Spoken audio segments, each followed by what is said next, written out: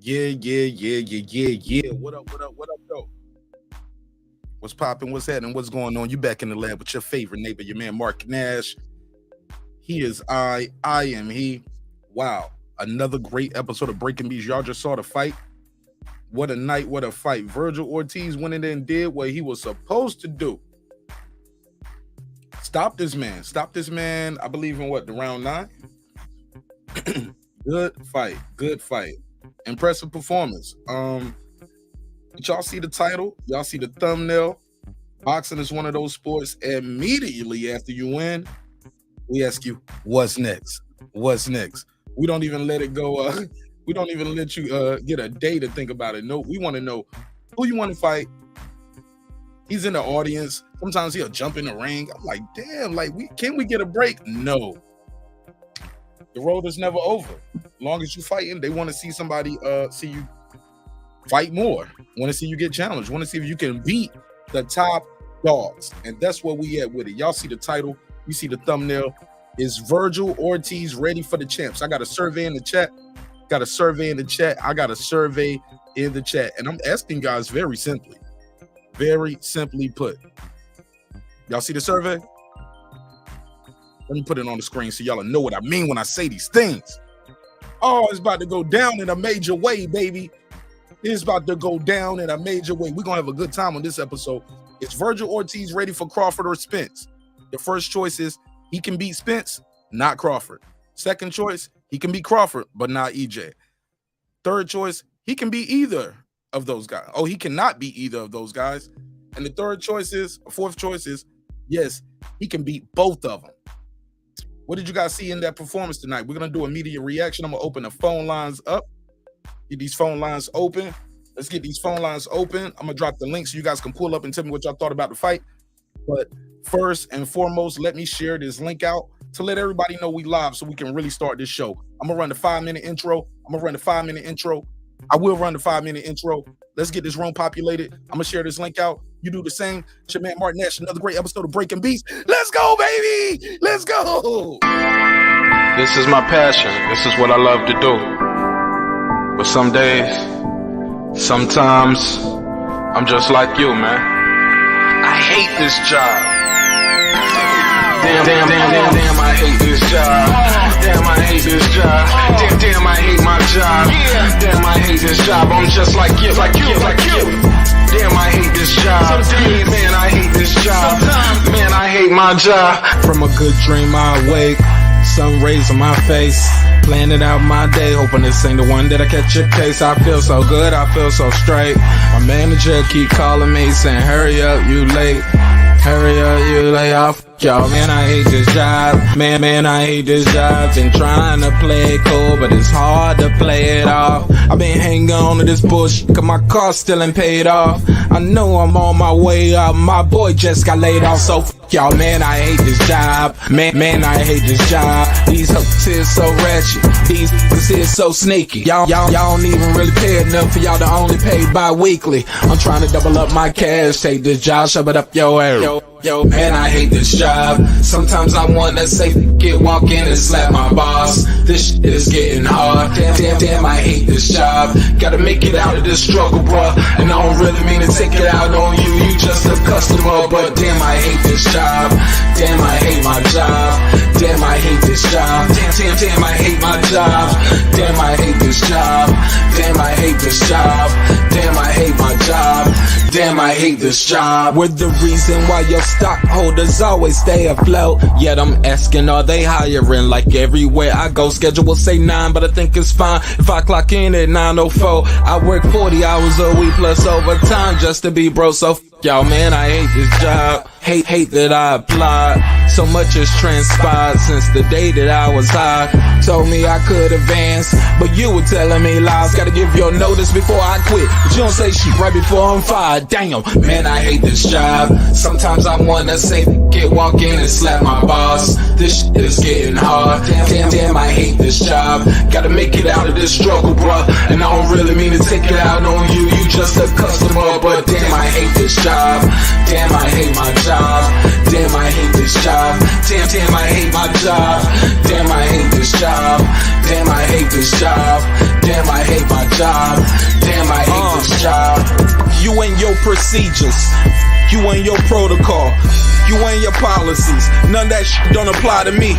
You and your quotas, you and your standards, you and your 2 sick days a year. Y'all niggas bananas. Wonder why the postman's posted with hammers, going postal with Popo on camera. His wage got him enraged, stressed out, it's hard to maintain. He flips the middle, grabs his. He said, if you don't get the picture, I quit, you ain't shoot. Mother, man, I hate this job. Sometimes I wanna say, get walk in and slap my boss. This shit is getting hard. Damn, I hate this job. Gotta make it out of this struggle, bruh. And I don't really mean to take it out on you. You just a customer, but damn, I hate this job. Damn, I hate my job. Damn, I hate this job. Damn, I hate my job. Damn, I hate this job. Damn, I hate this job. Damn, I hate my job. Damn, I hate this job. Look, man, I hate this job. I put my pants on one leg at a time, just like you. I'm out here trying to take care of my family. Damn, I hate this job. It's not always glamorous, for real, but I do what I gotta do for me and mine, you know? Damn, I hate this job. Damn, I hate my job. Damn, I hate this job. Damn, I hate my job. Damn, I hate this job. Damn, I hate this job. Damn, I hate my job. Damn, I hate this job. Damn, I hate this job. Damn, I hate this job. Damn, I hate my job. Damn, I hate this job. I'm just like you, nigga. Damn, I hate this job. Man, I hate this job. Man, I hate my job.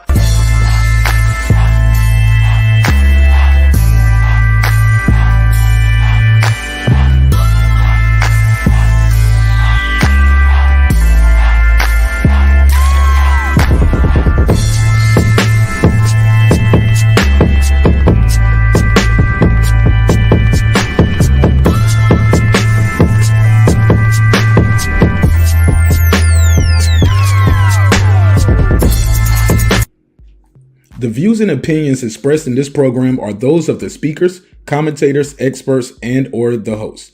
They do not explicitly nor necessarily reflect nor represent the channel's policy or the views held by the channel or broadcaster. The broadcaster or its channel cannot be held accountable for all or any views expressed during the program. Basically, if I didn't say it, don't come for me. You come for the person who said it. And please don't sue me for somebody else's words. With that said, let's start the show, motherfucker. This that squad sound.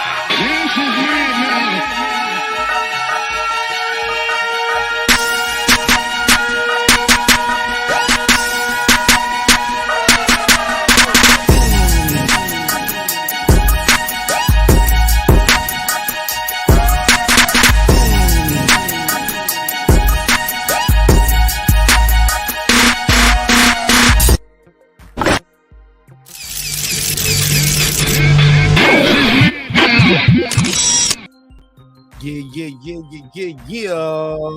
What up, though? What's popping? What's happening? What's going on? You back in the lab with your favorite neighbor, your man Marq Nash. He is I am he. Another great episode of Breaking These Beats. How y'all feel? What's the deal? Make some noise for your damn self if you made it here tonight. Oh yeah, life is precious, man. Life is precious. Somebody didn't make it tonight. Michael McKinson is one of those people who did not make it tonight. Oh man, he was looking good when he started.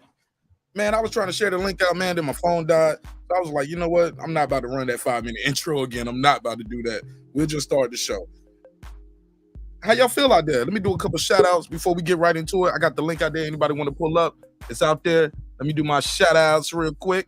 But shout out to everybody who's pulling up. Let me do this.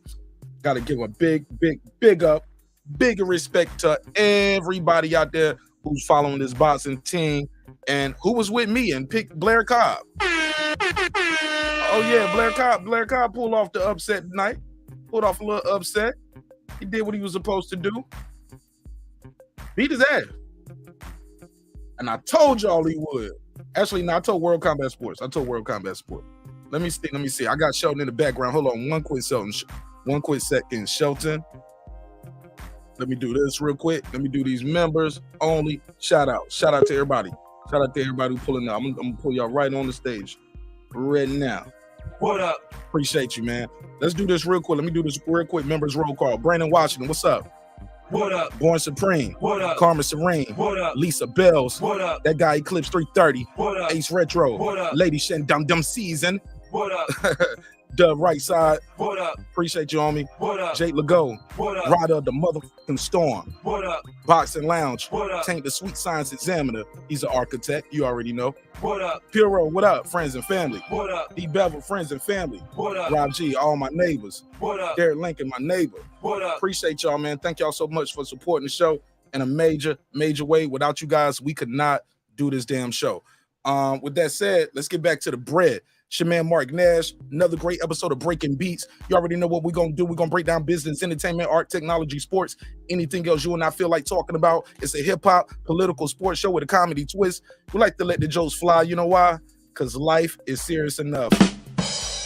Life got real serious for Vergil Ortiz. After that performance, life definitely got serious after those liver shots hit Michael McKinson. I got the boxing scholar here. I got Shelton Moore. How y'all feel? What up? What's popping, y'all? Good. What up, Mark? What's good, man? What did y'all think of the fights tonight? What did y'all think of the fights? Well, first of all, let's give a shout out to Michael McKinson. That motherfucker showed a lot of heart. He was getting beat on for 9 rounds. I gave him the first round, nothing after that. You gave him what? I gave him the first round. Oh, man. Nothing after that. Okay. Nothing after that. Virgil beat him down, stopped him. Broke him down to the body. Virgil was hitting him with hard shots all night. But McKinson got heart. You got to give him that. If you don't give him nothing else, you got to give him that. Okay, talk to me. I don't think Virgil's ready for the top 3 guys in the division yet. Not from what I've seen tonight. But he's a good young fighter. He's number 1 in the WBO, number 1 in the WBA now. I think he should go after Stanionis. You said the top 3 guys. It's top 2 guys. Yeah. It's top 2. No, it's 3 guys at the top of the division right now, in my opinion. It's only 2 guys. Really 4. It's only 2 4. guys, bro. It's only 2. No. Really, there's 4, to be honest. There's Crawford, there's Spence. There's Crawford, there's Spence. There's Ennis, and then there's Stanionis. Those are the top guys in the division right now. How they over him and he's ranked number 1 in more places than those guys? Because Stanionis has a belt. He doesn't. Regular. Okay, yeah, he do got a WBA regular. You know what? You're right. Yeah, and Boots is just better than him. Didn't they put a damn WBO belt around him at the end? Let me check my screenshots now. That's the international belt, bro. That's the international belt. An international WBO belt? They need to cut that shit. That's not a belt. Hey, look, hey, Sheldon, that international belt, hold that. All right. Those are the top 4 guys in the division right now. It's Crawford 1, Spence 2, Boots 3. I think Boots is just as good, better than all them guys, and Stanionis 4. He should go after Stanionis because he has the WBA path to get to him. I thought he's number 1 in the WBA though. That's what I just said. He has the WBA path to get to Stanionis. He should go after him. Okay. Boxing scholar, what you think of the fights? And what is Vergil Ortiz ready for those big names? Is he ready for the top dogs, as they would say? Man, I'm gonna tell you what shocked me more tonight than the fight. Uncle Shelton Moore didn't say neither one of them motherfuckers was bums. I almost had a heart attack. But yeah, the fight was good. It was a good fight. I agree with Shelton Moore. He knows the game, man. Like, something that you can't teach is confidence. And that dude had a lot of confidence. And I knew that it would get him at least to the 3rd or 4th round, you know, because he wasn't scared. He wasn't a scary fighter. He actually went out and hurt him in the 1st round. And he went out there and tried to make a statement that this ain't gonna be like everybody else. You're gonna have to earn your check tonight. And he made him earn it. He took him to the 9th round. He's never been to the 9th round before. And I agree with Sheldon. Everybody's talking about this boot shit. Y'all better hold up. He got hurt tonight. Y'all better hold on and wait a couple more fights and let him mature more, because he running the boots. I got a feeling he's not gonna like the outcome of that fight. What I say about this is I think he's fought better competition than Boots in it. I'm sorry, y'all. I really do. I think he fought better competition than Boots in it. I wouldn't disagree with you. I would say he has. I think Mean Machine is better than anybody that Boots has fought. Yeah. I admit that. But that doesn't mean he beats Boots. Somebody said they didn't see him get hurt tonight. Oh, he got hurt in the first round. He did get clipped. They go check their eyes. Yeah, he got clipped. But Virgil got heart and Virgil got a chin, so it didn't affect him, as you saw. The headbutt didn't affect him. Virgil just kept coming. The pressure was too much, and it broke the kid down. But the kid got heart. You got to give McKinson heart. You got to give McKinson that. He got heart. He stood in there and fought that man. He did the best he could. Got my boy Rob G in the building. Rob G, what you think of the fight, man? Is Vergil Ortiz ready for the big dogs at 147? Can he beat Crawford? Can he beat Spence? Can he beat both? Can he not beat either of those guys? What say you? Hey, what up, Mark? Hey, shout out to the channel, man. Honestly, man, you know me. I'm from Texas, so I always support Texas fighters. But in my opinion, I really don't think that Virgil is ready. I don't think he can beat Crawford. I don't think he can beat Spence. I really don't know if it was ring rust or not. Or you know what? I'm just gonna keep it real. I don't think it was ring rust. I just don't think he's ready yet. And I think he's a good fighter.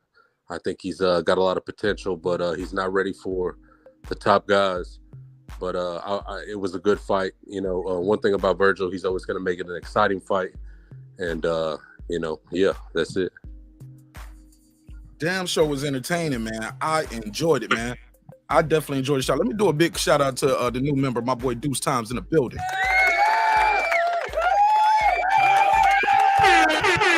Shout out to Deuce, man. Turning green. What's up, Deuce? Yeah, Deuce don't crossed over to the green. Deuce.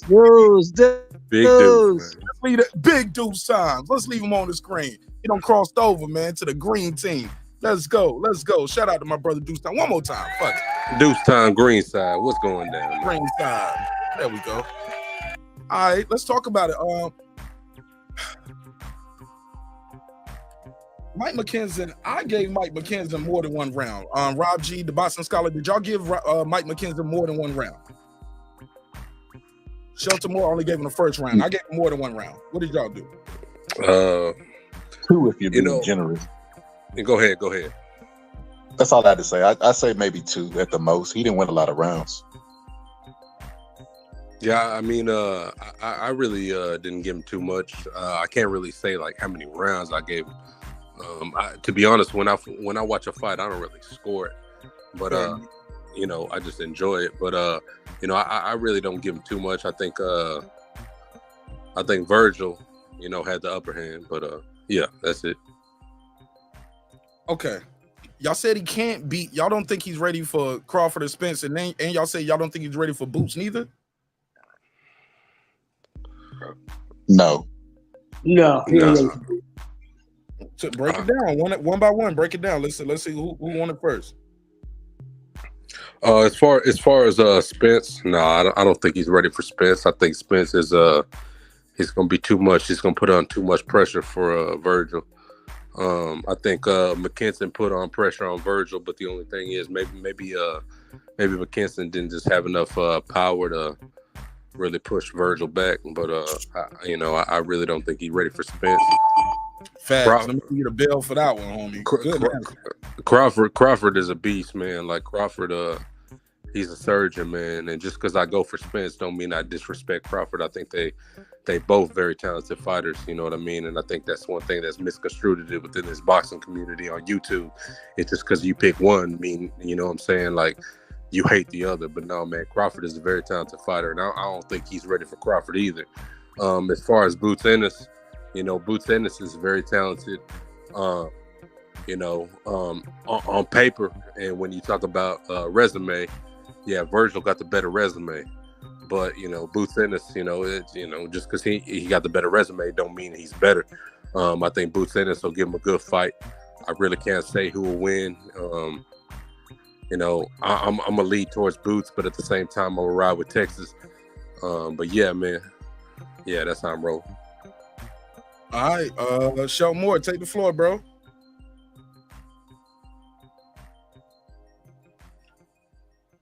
Your mic's muted. I'm here. Yeah, Virgil defense is not good enough for Spence or Crawford at this point. Boots is athletic, fast, strong, powerful. Virgil using that face first defense.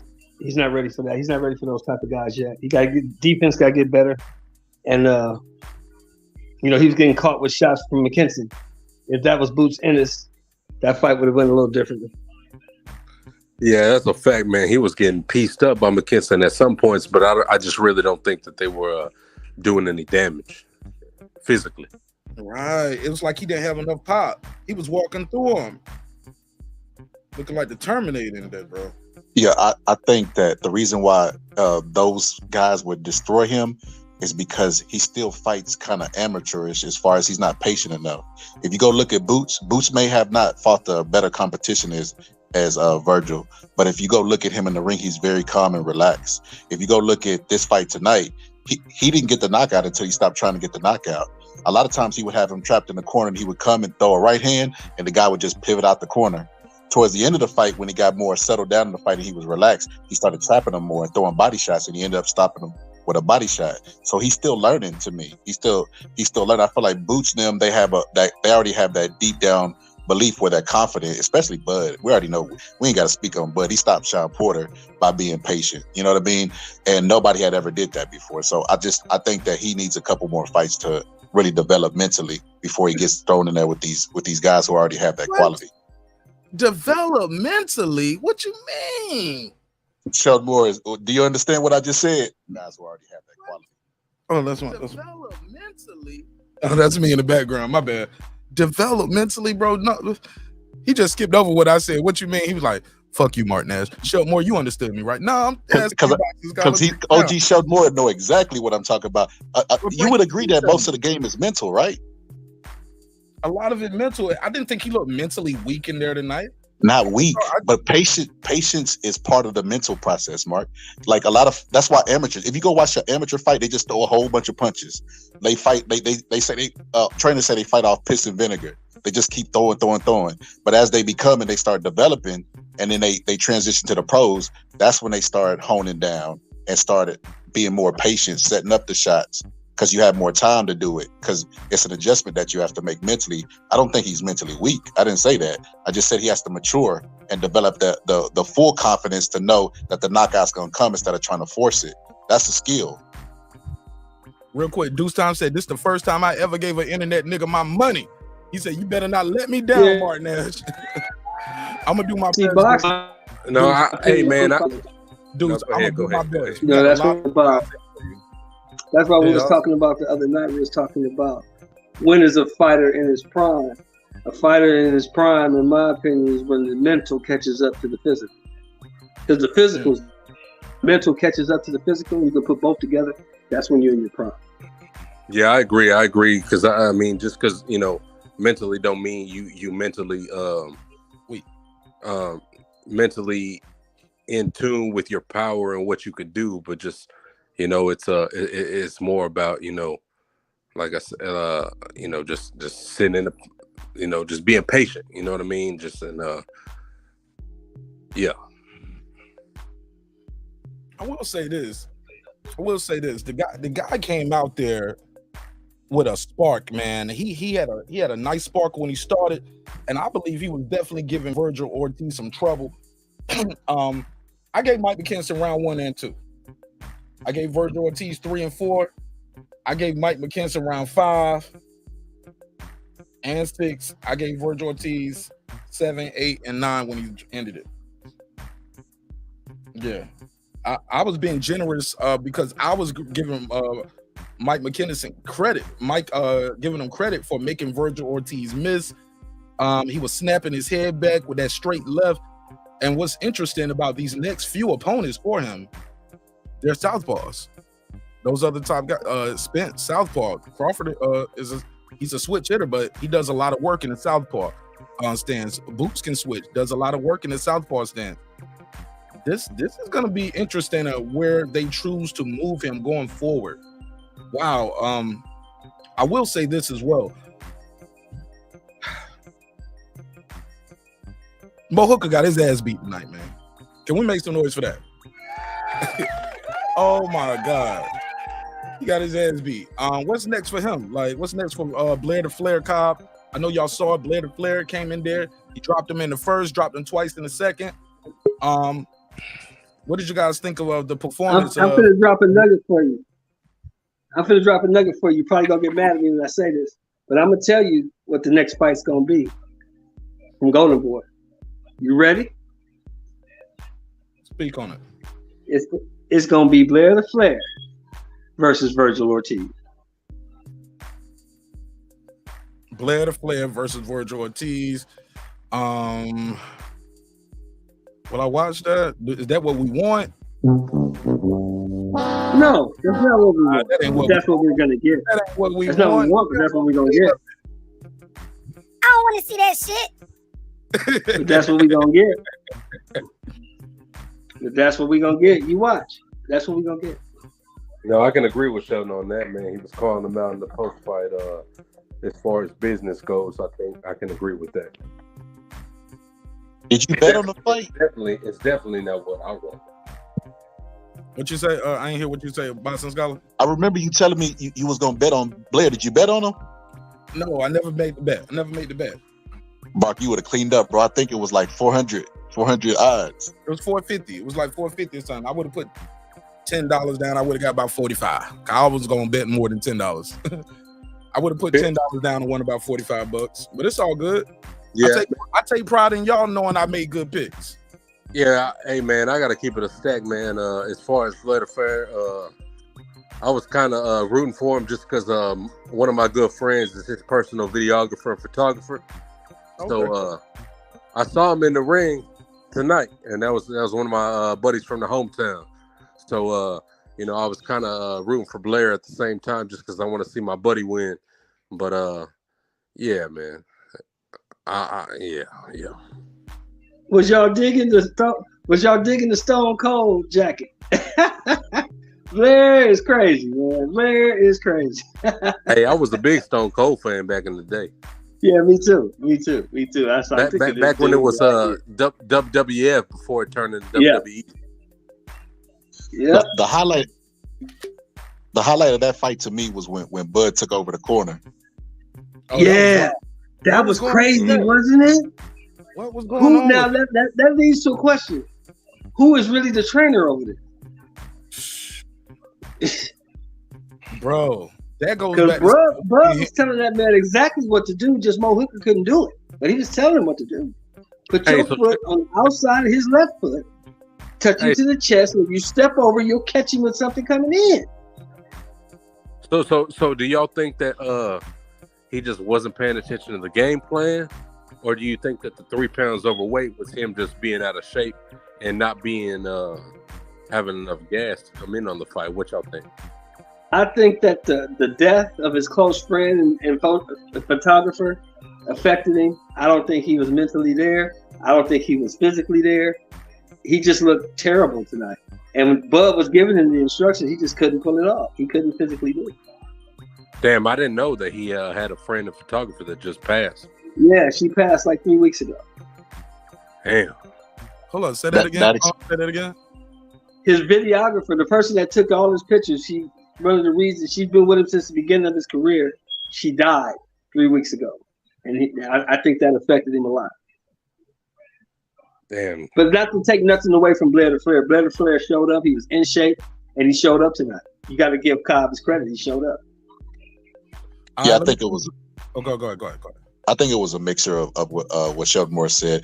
The weight gain, obviously, now that we know, like we seen him in the ring, he didn't perform good with the weight gain. So it obviously was might have been a little touch of him not being in camp and all the way focused as he needed to be. And then, I felt like Bud kept him in the fight. It would be like if you looked up to Michael Jordan. Michael Jordan knows the game, but Phil Jackson is still his coach. But if Michael Jordan give you advice, man, you fucking listen. That's how I felt he was doing. Like I felt like Bud might have reached him. He was drifting to a dark place, and Bud might have pulled him out. Bud's gonna make a hell of a trainer. That's a good analogy, man. Let me read a couple of these real quick. Cause we got some new people in the neighborhood. Shout out to all the new people that's pulling up for the first time. Welcome home to your home away from home to probably your new favorite show. What's popping? What up? Read a couple good comments. My boy Jaza in here, or is that Joza? Or is it Hoza? Is it Spanish? I don't know. I'm gonna call him Jay. Jay said Virgil would put a whooping on Crawford and Spence. They need to fight him or get the fuck out the way. All right. What up, gangsta? All right, I see you. Emmett said Mighty Mo, not Mighty No Mo. Oh shit. What up, gangsta? He said he had some good fights in the past. Blair looked better. Had a spark when you started, and now you just garbage. What up? All right, shout out to Emmett Johnson. Shout out to Johnson, casual base guy in here. He said, man, Bud wanted his man to win. That's all. They said Bud is his own promoter, coach, and fighter against the road with Daz. Is that Dose or Daz? Dose. All right, what up, Dose? What up? What's popping, Dose? Hell, man. What y'all think of those comments? He said he'll beat Crawford and Spence. The phone lines are open too. Let me take some calls too. Y'all want to call in? Whether you agree with me, whether you agree with the panel, you want to voice your opinion, tell us what you thought about the fight, call in. The phone lines are open, 470-705-9507, 470-705-9507, 470-705-9507. Call me now. What y'all think of what the chat? That comment. Hey, that's that man's opinion. I don't believe he's ready. I believe Crawford stops him. I believe Spence stops him. I don't know if Boots stops him, but Boots beats him. Hey, but you can't. Yeah, I can't dispute another man's opinion. He thinks Virgil's ready. Okay, well, you know what my motto is, Mark. Put his ass in there. Man, that dude tripping like a motherfucker. Yeah, Speak up a little bit, Boston Scholar. Turn up. Tripping like a motherfucker. Beat the shit out. I don't know if the person that was watching the fight that commented couldn't have seen the first 3 rounds because all the other guy was doing, McKinson was hitting him with check left hooks. That's Bud's bread and butter. Remember when he turned Sean Porter into the turnbuckle? Not check to mention check right hook. Check right hook. My bad. When he switches, it could be a check left. That's what I'm saying. Like Bud is so versatile and patient. He would them shots that he was getting hit with Virgil tonight. He would be getting hit by somebody that could actually punch and box. That is a dangerous combination. You know, too many times people in boxing fall in love with the power. And it is good because, you know, power is, like they say, the great equalizer. But you're talking about a person that can box and has power. Put, like Sheldon Moore say, put them in there. I love people that believe shit like that because I make a lot of money off suckers. My man said, hold on, what you say? You make a lot of money off suckers? It never heard of it. Odds. Oh, odds. My boy said, Mark, your voice is just being funny. That's why I subscribed to you like weeks ago. You can't let me ha. I'm not here for your amusement, homie. I'm not the fucking clown. No, I'm joking. But I appreciate you. Thanks for subscribing. Hey, check us out, man. As long as you subscribe, bro, give brother them watch hours. It's all good. Absolutely, man. You're a brother to me. Let's get it. I will say this, man. Somebody said I didn't enjoy the match. Patricia Shelton said she didn't enjoy that match. Which one? The Mo Hooker, Blair Cobb? Or you didn't enjoy the main event? Which match you didn't enjoy? What did you guys think of the overall card, though? We did have a good fight on the prelims as well. The kid Austin. Floyd Schofield. I like Floyd Schofield. Sir. Man. Yes, sir. Shout out to motherfucking Kid Austin, man. Yes, sir. Hey, man, that's a future champ, man. That kid right there, he's 19 years old. Hey, give him a couple more years, few more fights. He's going to be a problem. Hey, I'm Kid Austin all the way, man. Yeah, man. I think you said a couple more years. Shoot. Give him a couple more fights. I think he'd be. I'd love to see him mix it up with some of those guys that won 35 round this time next year. He's 19 years old. I mean, he's 19. You got to give him a little chance to grow, man. Them dudes all got 20 plus, 30 fights. Them dudes is seasoned professionals, man. He ain't ready for them yet. He got like 6 fights. Give that man a couple more years. He gets like 15, 16 fights. Then he's a problem. But right now, at 5, 6 fights, he's not ready for them cats. He's still fighting 4 rounders, bro. He's still fighting 4 rounders, 8 rounders. Yeah, he fought 8 rounder tonight. I agree, though, man. You got to give him some more time. I think he's definitely going to be a problem. I definitely agree. He needs some more time. I think he was a little bit too eager in this situation. He was looking for the knockout. You know what I mean? He wanted to put some pressure on him, and he was just he was just too eager, man. You gotta chill back. You know what I mean? And just you can't look for the knockout. Just let that shit happen. But he was, you know, I still shout out to him. Maybe because he's from he ain't from, but he represent my home city. So I'm always behind Kid Austin. All right, shout out to Against the Ropes with Dose. He said, yes, sir. He said he's been in the gym with him, man. He's nice as fuck.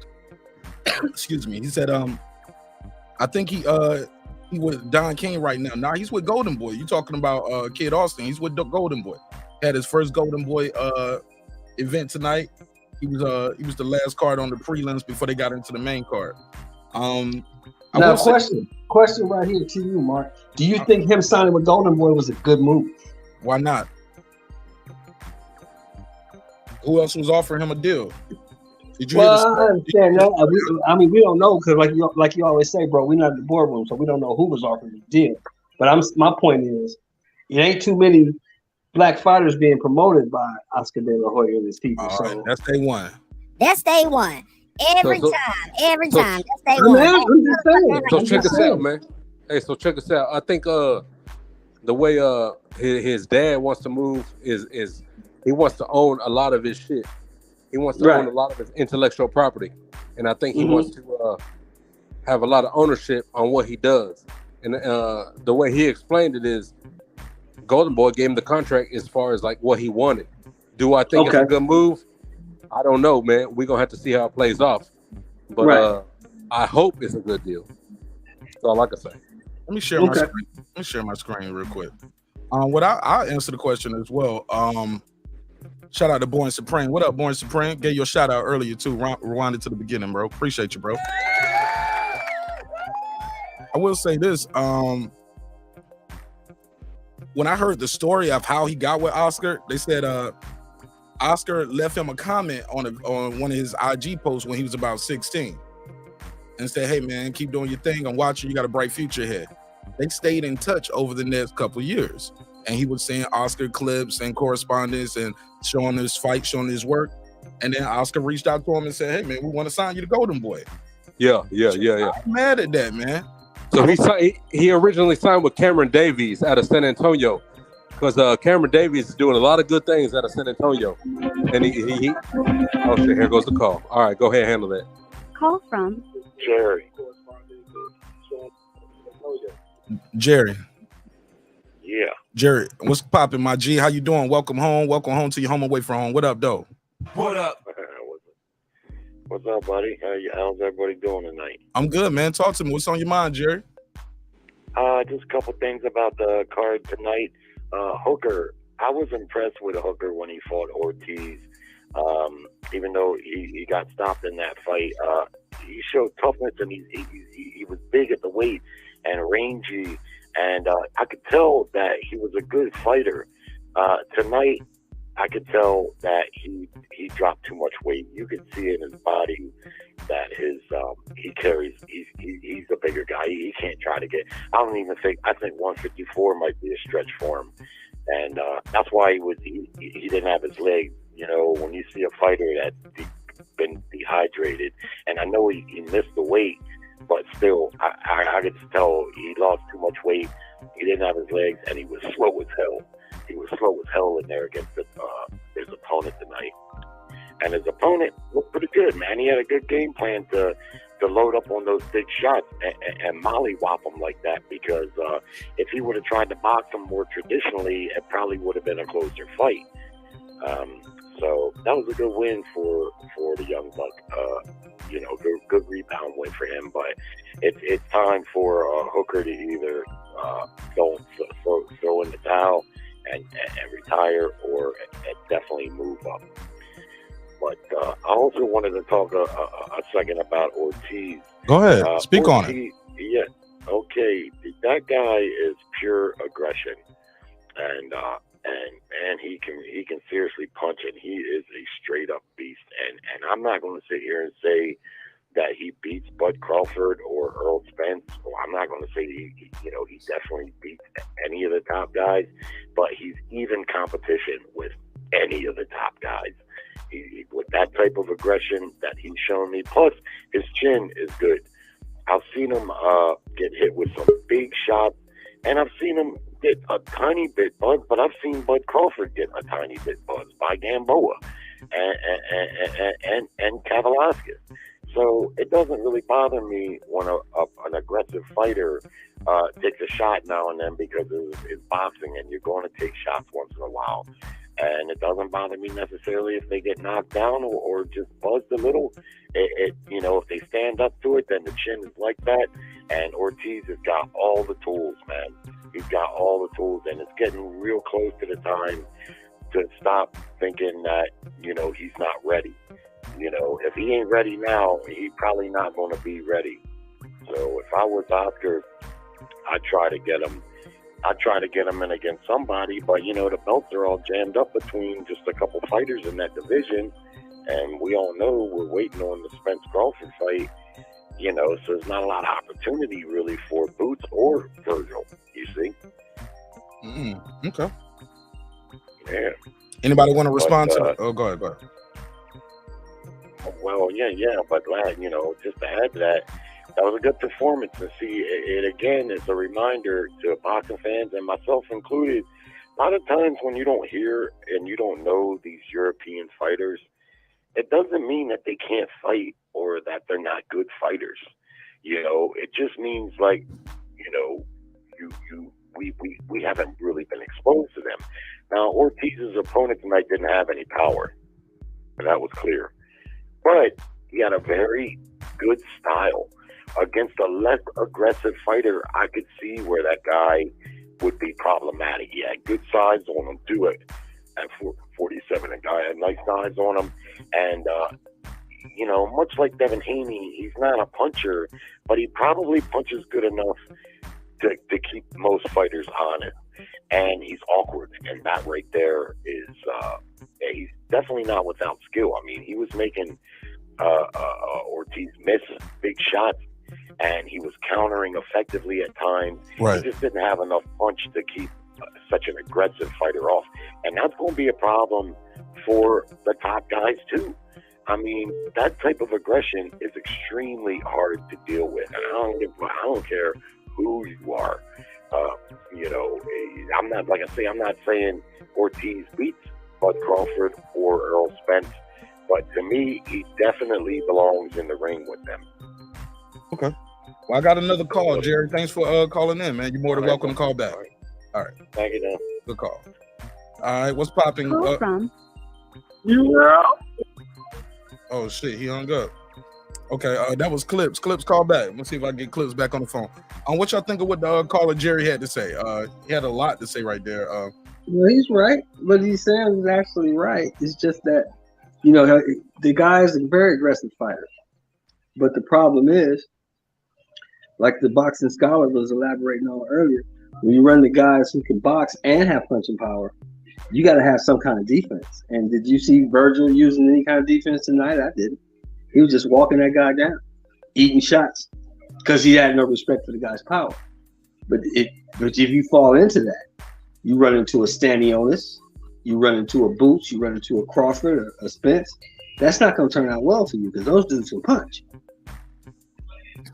Somebody said he fought at 130. This was at 135. He fought Julio Sanchez at 135. His last fight, it was he fought at 132. The other guy was 131. This fight right here was 133, 130, and the other guy came in at 134. They announced it. They said he's gonna campaign at lightweight. So that's what they were saying during the fight. His last he hasn't fought at below 130 since October 2021. So that's a little fact check right there. But he has been fighting at 135 though. So yeah, but that's my take on it. You know, he gonna have to become way more defensively responsible as he moves up in competition. Like I said earlier, he's the number one contender in the WBO and the WBA now. So if he's the number one contender in the WBA, I would be going after Stanionis. That puts me in line. If I beat Stanionis, then the top whoever has the belts got to fight me or drop the belt. One of the two. I think a lot of tonight was he knew he had to make a statement early against a puncher like Ali did against Foreman. You know, he went out and hit Foreman with a right cross to show him that, you know, you got to make a puncher respect your power. And that's what he did. But I think he did too much of that tonight. And he stood in front of him too long and he absorbed them body shots that he just never recovered from. Even when he was throwing shots in like the 5th or the 6th round, they didn't have no zest on him. It was just like he was just throwing the punch just to throw it. And I think he had he been an orthodox fighter, he would have went sooner. I think his southpawness, his confidence, and the fact that he bends down really, really low, and a lot of the shots were coming over the top, and he was pivot off. He knew how to survive. So that's why I think he survived tonight. But I think if he gets in there, like I said, with a person who could actually box and has punching power like him, he's gonna get pieced up. Bud's gonna beat him very easily, fairly easily, and everybody's gonna be surprised. Watch if they ever get in the ring. All right, let's look at these welterweights right here. Now, I'm looking at this welterweight landscape. You got Crawford, Spence, Ennis, Ugas is still up there. Can Vergil Ortiz can he beat a Keith Thurman? Yeah. Yes. Keith Thurman can't take body shots. Yeah, he would kill Keith Thurman. Keith don't have a good poker face neither. When he gets hit with a good body shot, he'll start grimacing. He'll basically try to call a timeout. Yeah, he would kill Keith Thurman. But he get hit. Keith know how to fight better off the back foot too, though. It ain't like Keith got there getting dropped left and right with body shots. People say he ain't got no good poker face. He has great lateral movement and keep y'all from hitting him there again. Did you see the Barrios fight, Marq Nash? Hold on, you say he ain't never faced no puncher like Vergil Ortiz? Never. No, he hasn't. Okay. No, he hasn't. Did you see the Barrios fight, Marq Nash? Yeah, you know I saw the Barrios fight. Did you see that man get hit in the body and immediately spit his mouthpiece out? Did you see him get knocked down? I ain't see him get knocked down. I seen him take that body shot and spit that mouthpiece out. He put it in his hand. Barrios don't hit nowhere near as hard as Virgil. Nowhere near. You want to know what's the key to why I know Virgil would stop Keith Thurman? I don't know if you guys noticed this, but he doesn't accept clinches. Whenever he tried to tie him up tonight, he will push his ass off and keep fighting. He wouldn't give him his hands. And that's going to be a key factor when Keith Thurman gets hurt. Keith Thurman was hurt to the body by Pacquiao. Pacquiao's not even a body puncher. Virgil would destroy Keith Thurman. Keith Thurman would do good to stay away from this guy and try to fight Jake Paul like he's trying to do now. Keith Thurman will never fight Vergil Ortiz. You don't even have to worry about that much. Damn, you say Keith Thurman trying to fight Jake Paul? Of course he is. Damn. I ain't heard of that. Never heard of it. What my drop said. Never heard of it. I ain't heard of that. But you know what? It wouldn't surprise me though. It really wouldn't surprise me. Yeah, they calling each other out. Yeah, they doing it. Okay. But yeah, he'll never fight Virgil. Keith Thurman won't fight Boots. He gonna price himself so high that they won't make the fight. You gonna ask for $10 million to fight either one of those cats. Can Vergil Ortiz beat Conor Benn? Yes. I agree. Yes, he could beat Conor. Yeah. Y'all got him beating Stanionis? I don't know. No, that's a toss-up. Why is that more of a toss-up than? Why was it so easy to say Conor Benn? Y'all think Conor Benn? Because Conor Benn is one-dimensional. Stanionis can box, and he got a nasty jab. The one of the best jabs I seen him win a whole fight with his jab. He's cold with that fuck. He used that jab like a power, like a right hand. That shit is cold. What about you, Rob G? Same question. You think he could beat Stanionis, Conor Benn? Either one of those guys? I'm gonna be 1,000%, man. I really don't pay attention to Stanionis, so I can't answer that honestly. At least you're being honest. What about Conor Benn? You familiar with him? Yeah. I think Virgil's gonna beat Conor Benn. I think Conor Benn. I really like Conor Benn, but I just don't think he has the experience as Virgil. And none of y'all got him beating Crawford or Spence. Absolutely not. None of y'all got him beating. Never heard of it. It never heard of it. None of y'all got him beating Boots Ennis, right? Just going through. No, I don't got him beating Boots. I would love to see him beat Boots just because, Virgil from Texas and, me, I support Texas always, but I really don't. I don't think so. What about Ugas? Can he beat Ugas? Man, Ugas' ribs still fucked up from spit. Somebody said, yes. Fuck Marky Garcia. Damn, Rider of the Storm. Rider of the Storm said Mikey Garcia. It never heard of it. Yeah, he beats Ugas. He beats Who else is up there in the welterweight division? He beat two guys, definitely. Yeah, I think he's gonna be Thurman. He beat several guys. Yeah, he's a good fighter, man. Virgil's good, man. It's just certain guys, the style, the athleticism, he can't match it. Okay. And the power, Okay. Yeah, go ahead, bro. Go ahead. All right. Can he beat David Avanesian? We don't know. He didn't take the fight. Turn the fight down. So we don't know any of these. You kind of seem a little nervous about answering that one. Okay. No, I'm just telling you the truth. He didn't take the fight, so that tells me a lot. You're supposed to fight the guy, and you pulled out. So hey. You talking about Vergil Ortiz? Yes. He said a lot of people. He talked about that in the post fight. He said, "Yeah, I was sick. A lot of people was, gave him a little grief. So he said he came into this fight with a chip on his shoulder. If he had a chip on the shoulder for this fight, I don't want to see him with a chip on the shoulder. Shit, he looked deadly in there at certain points, but I didn't like how he was getting hit clean and flush from a guy who I just seen. Oh, Mike McKinson was doing some slick shit in there. I gave him more credit than you did. You only gave him credit for one round. He's a slick boxer, but he has 2 knockouts in 22 fights. I mean, come on. You can't keep Virgil off of you. You're in trouble. I agree, man. If Michael McKinson would have had some more power, I think it might have been a different story tonight. But also, if Mike McKinson had more power, Vergil Ortiz might have fought a different fight. He might not have just bulldozed his way in there. Can we agree to that too? Because he would have. Yeah, I can agree to that. Now we're speaking hypotheticals. Absolutely. Okay. Rod of the Storm said he beats everyone except Crawford and Boots to me. He said to me versus Spence, it's a toss-up. So he said he might can beat Spence. What y'all think of what Rod of the Storm said? He said he might can beat Spence. I don't think so. No, I don't think he'll beat Spence because Spence has experience. Spence is a dog, and Spence is gonna meet his aggression with aggression. See, this guy was trying to box and move and get away from him.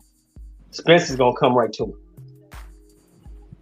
Yeah, he's tailor-made for Spence. He's gonna try to get into a slug out, and who can hit the hardest. And Spence is gonna stand there, and he's a bigger dude. He's gonna back him up. He's tailor-made for Spence. Reggie said Vergil Ortiz sounded scared as fuck when they asked him about fighting Crawford. Did y'all hear that? Did y'all think he sounded a little apprehensive? Did he sound scared? No, he didn't sound apprehensive. He told the truth. He said, they asked him about Bud. He said, well, Crawford's tied up right now, but if that fight presents itself, I would love to fight him. What else can he say? He knows that dude's going for undisputed. He knows what's happening. Rob G, same question. Yeah, man, I think he, to be honest, man, I really don't think Vergil Ortiz is scared to fight anybody. Win, lose, draw, man. I think he's going to fight, but he ain't going to win that fight. Boston Scholar, did he sound scared when they brought up Crawford about? I didn't hear it, but I will say this: Crawford was there, and you know what they say when you call the devil's name and he appears, it's a different fucking story. I never heard that. Never heard of that. But never heard of it. But okay, shoot. I'll be calling the devil name out. Shoot. That's Bane. That's Bane from Batman. Remember, he said Bane. He said, "Speak the devil's name, and he shall appear." Oh man, I didn't even know that. I gotta go back and watch it again. I forgot all about that. I need to make. What's that on Batman? What you say? It's on Batman? Yeah. I'm gonna make that the drop in Israel whenever he pull up. All right, look, and I'm gonna give you another nugget before you move on, Mark. Wednesday, the WBO ordered that if Spence and Crawford can't make their fight, Crawford is ordered to fight Vergil Ortiz. Did they put a clock on it? No. They said they can't make their fight. They're giving them all opportunity to make their fight. If they can't reach a deal and they say the fight's off or it's not happening or we're going to come back to the table later, then Crawford will have to make a fight with Ortiz because he's the number one contender. He's the mandatory. You know what? But I thought they said he was something for the WBA. I thought if he wins this fight, he was going to be number one for the WBA. I thought he was Spence man. He's number one in both organizations, Mark. Both. Okay. And Boots is so I thought. Hold up, Spence is gonna be the mandatory for the IBF for Boots. And Boots is IBF mandatory, and Virgil's is WBA mandatory. Yes. I think Virgil is above Boots in a lot of the rankings.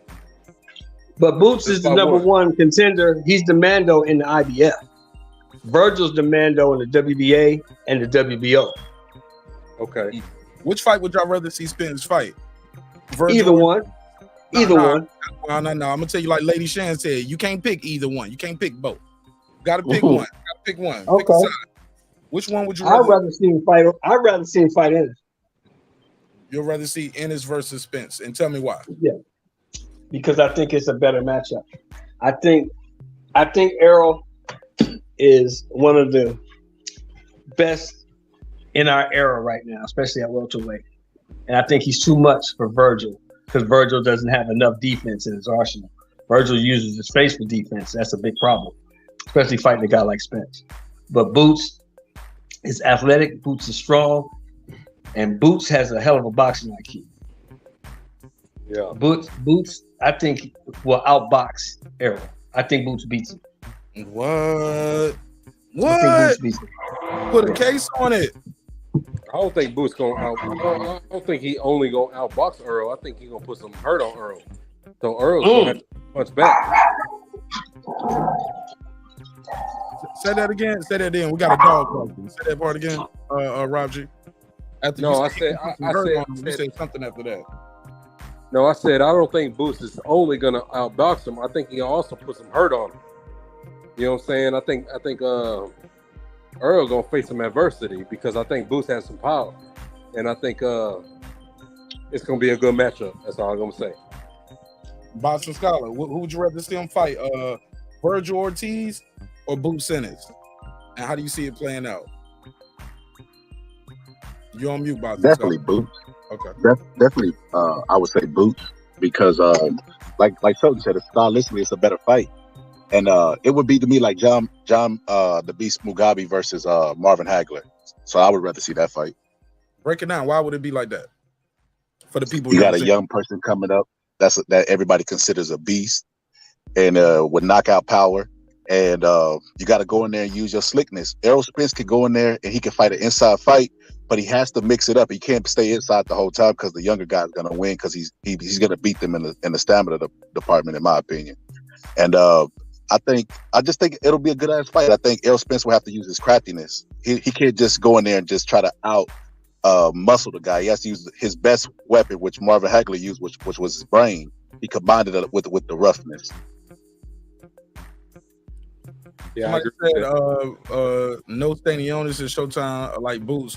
Virgil can, and look, they're gonna make that fight happen with sanction other side of the street or not if he's mandated right for the title. It'll be like the Sean Porter situation with Crawford. Hey man, I'm gonna keep it a stack with you. I would like to see and this is just me speaking on like Texas shit. I would like to see Virgil over Boots just because I like to see that title stay in Texas. Man, we got to get out of that state shit, man. This boxing, man, it's a global sport, Rob G. It's a global sport. It's a global sport, but you know how I stand. Yeah, man. So if Texas ain't got no champion, you ain't gonna watch boxing no more, baby? What's up? No, I never said that. You putting words in my mouth. There was a question. I didn't say that's what you said. Oh, okay. No, I support. Hey, man, I watch everything, but I'm just saying though, like I would like to see a Texas fighter versus Texas fighter. All right, best in Texas. I'm always support whoever has the best talent, regardless. But at the same time, like you can disagree with me or not, man. But I always support Texas. It's all good. It's all good. Let me see. Okay, let me go back a little bit. Somebody said they said. Okay, shout out to Jerry. Jerry called in earlier too. Jerry, appreciate you. Good call too, Jerry. Appreciate it. What up? And the phone lines are open and the panel link is out there if anybody want to join the conversation. Tell me what you thought about the fight. Tell me what you thought about the Mo Hooker getting his ass kicked. Got dropped in the first, got dropped twice in the second. Blair the Flair Cobb got his revenge, man. Got his revenge. Definitely got his revenge. Got his get back fight tonight. No, he didn't. No, let me correct that. He didn't get his revenge because Alexis Roaches still whooped his ass, and he ain't fought him again yet. He got his revenge. No, Hooker didn't have nothing to do with it. Yeah. Alexis Roaches beat your ass. Okay. Yeah, I agree with that. Shelmore. Yeah. Go fight him. Yeah, all he did was show us that the demons, he over the demons of him getting knocked out. To be honest with you, I don't even think he over the demons.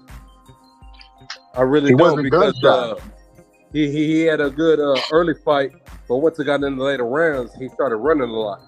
So I in my opinion, I really don't think he over the demons. I think he just he had a good night tonight. He was the better man tonight, but at the same time, man, like he ran a lot, and that's one thing that is it running or is it lateral movement? Come on, Rob G. Is it running? No, I think it was running. Tonight it was running, and I'm not saying all lateral movement is running, but tonight what Blair showed, I think it was running. But you got to remember this, Rob G. What happened before he started? He was sitting down on his punches, but then it was a whole bunch of head clashes that made him start running, or what you call running. I think it was more the head clashes that why he stopped sitting down and lunging in with his head and try to land these big bombs, because headbutts fucking hurt. They hurt sometimes more than punches. So I think he was a little leery of the head. I don't think he had anything to do with the demons of the past of him getting knocked out, because he was throwing with conviction. He wasn't gun shy. If you go back and look at Lennox Lewis' first fight after he got knocked out, he was gun shy. This guy wasn't gun shy. Okay, I can agree with that. I can definitely agree with that. I think he wasn't gun shy in the beginning, but no, most definitely that's a good point. I think once he definitely got hit, because it was like what, 3 headbutts, maybe 4. Hold on, what you said about Lewis was gun shy after he got knocked, after he lost to Oliver McCall? After he was knocked out by McCall, yeah. You made McCall quit and cry in the corner the next time they fought, right after No, sorry, that happened years after. That didn't happen right away. He made him quit and cry in the corner, though. But it wasn't the next fight. The very next fight, he fought an African dude. I forget his name, but he fought that dude, and he was gun shy at first. And Emmanuel Stewart got on him for being gun shy. Okay. No, but I can see that, like, once he got his headbutts, because it was a few, you know what I mean? It just one. And once he got his few headbutts in, man, he was the story changed. So I can agree with that. He was gun shy, man. So I agree. But I gotta give him his credit though. The man showed up, he fought, he won, and he put that man on his ass 3 times. So Blair Cobb did what he had to do. So we got to give him credit for that. That's what I'm saying. Like, after in the beginning rounds, that's why I thought, like, I didn't think it was gonna go to 12. You know what I mean? Like, I thought, hey man, he gonna get him out. Right. But like I said, like, in my opinion, I thought he was running. But like Boxing Scholar said, like, once you get them headbutts, it's a different story. So I definitely see that point. So yeah. Hey, look, not to be argumentative, Boxing Scholar. So I got it pulled up on the screen. He got knocked out by Oliver McCall. He fought Lionel Butler next, knocked him out in the 5th round. Fought Justin Fortune next, knocked him out in the 4th round. Fought Tommy Morrison, knocked him out in the 6th round. You knocking guys out. That fight ain't even going halfway. How gun shy are you? So it was the Butler fight then. The 5th, the 4th, the 6th. His next fight was Ray Mercer, majority draw. Then he made Oliver McCall quit and cry in the corner in the 5th. Like, he didn't go past the 6th round other than one time after Oliver McCall. So it's just like ring rust. Like, when if you get in the ring after being out with inactivity, you're not gonna have ring rust for the entire fight. That guy Butler, if Lennox Lewis was the Lennox Lewis before McCall, he wouldn't have went 1 round with him. I don't know if you've seen him knock out Razor Ruddock. When I hear gunshot, I think of Adrian Broner. Nah, that's an example of a gunshot fighter. Adrian Broner, bro. Well, when we get off of here, go back and look at that fight, and you'll see Lennox Lewis not throwing the punches and Emmanuel Stewart getting after him for not doing it. And then he finally got into a groove and got him out in the 5th round. But it was after a whole bunch of Emmanuel Stewart getting on his ass in the corner, not letting his hands go. He had demons, man, believe me. Fair enough. Which is normal, right? You got knocked out. But if you stop that guy in the 5th round, man, like, some call that ring rush, just getting the cobwebs out, Hey, And Yeah, it's when look at me giving Lennox Lewis credit. His whole career, I didn't like Lennox Lewis. He was beating all my favorite fighters as a kid growing up, beating all my guys. Yeah, it's like it's you versus yourself, you know, in the ring. Sometimes when you're battling the demons. So sometimes you could just take a round or two and get the demons out your head and handle business. I mean, in all fairness to Deontay Wilder, shit, if he had got Tyson Fury out of there, he was battling demons up into that fight, and he almost got him out of there. So sometimes it just takes a couple rounds to get used to it, the feel of it, and get back in it and be like, okay, I'm okay. He hit me, and I didn't go anywhere, so I'm good. Fair enough. Somebody agree with that. Stone Cold Stunner Mo. Yeah, he did. Shout out to Juan Nunez. What up? Shout out to Bronze Flat Power God. What up? Appreciate you. Reggie said, to hell with Texas boxing. What up? And shout out to SF City Slicker. What up? Shout out to Reggie. Andrew Charles and Charles. What up? Hey, Charles, I called it over there on World Combat Dinner. I said, man, I think Blair just looked like he trained harder for the fight. Mo Hooker looked like he spent the whole fight camp and fat camp. Like he went through a fat camp and still couldn't make the weight. Body had no definition at welterweight. Looking sick. Marq Nash, the Oracle. Marq Nash called me and was talking about the bet. I thought he was going to bet on Hooker, and I looked at Hooker's record. I said, "You sure you want to bet on this guy?" He said, "No, I want to bet on Blair." I'm like, "Oh, that's a good bet, then."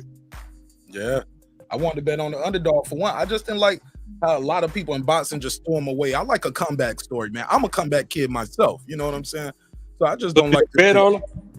Hell no, I took a nap. I went to sleep.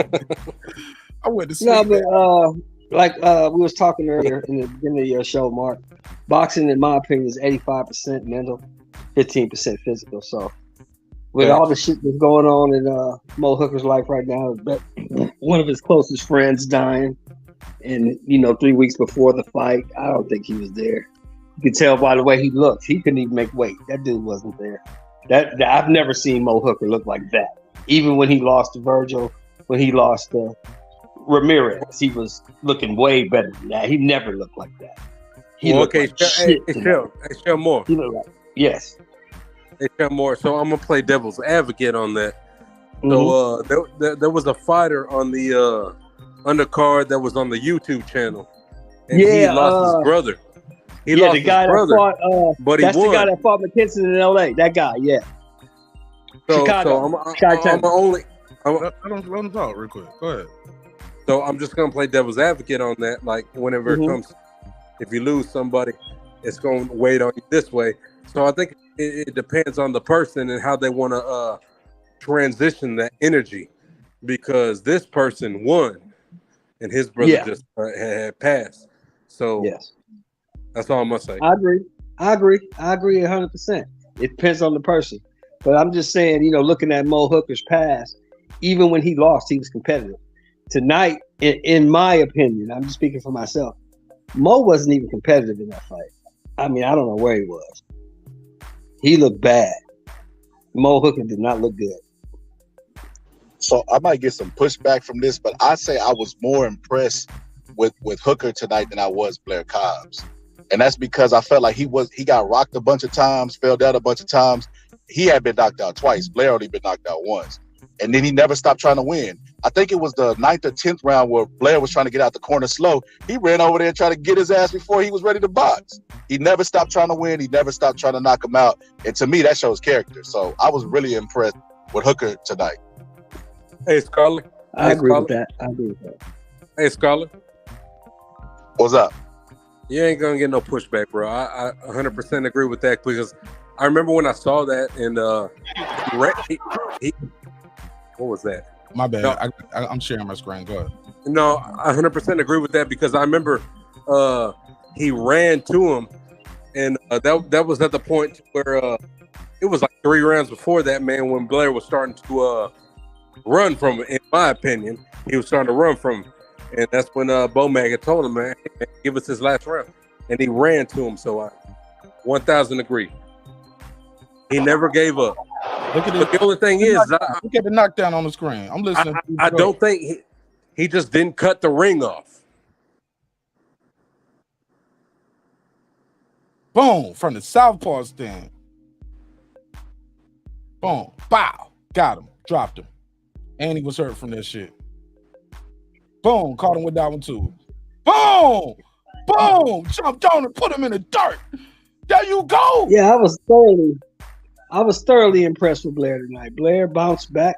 Blair looked good, man. Now, like I said earlier, I truly believe that his next fight is probably going to be Vergil Ortiz, because I don't know if Vergil Ortiz can get the standing on this fight, and I know he can't get any of the top guys. So I think that'll be the next fight that Golden Boy makes. That's two of their guys. Easy fight to make. People will want to see it. Well, in my opinion, I really don't think whoever Blair fights, if he moves up, I really don't. I don't know how fast he's gonna move, man. Like, but I think he needs a lot of work because bro put that work on him, man. I really don't know if he's gonna keep winning, moving how he's moving, man. He needs some work. Oh, I agree with that. I don't think he wins, but I think he'll get the fight. I don't think he wins, no, but I think he'll get it. So the caller said something earlier I wanted to answer to. He was talking about this is boxing, everybody gets hurt, and I 100% agree with that, especially on the level. When you get past a certain level, and you're fighting the elites, you get hurt. That's why Spence was hurt fighting somebody else that was an elite. And so same thing with Crawford. Him getting hurt by this guy today that only has 2 knockouts, that don't give you pause at all to be like, oh yeah, he needs a little bit more time. He needs to be more patient. If he go in there leading with his head like that against like an elite fighter, they're gonna take advantage of that. That's all I'm saying. You talking about Virgil? Yeah, Virgil. Yeah, Virgil. Virgil's got to become more defensively responsible as he steps up in competition. That's a fact.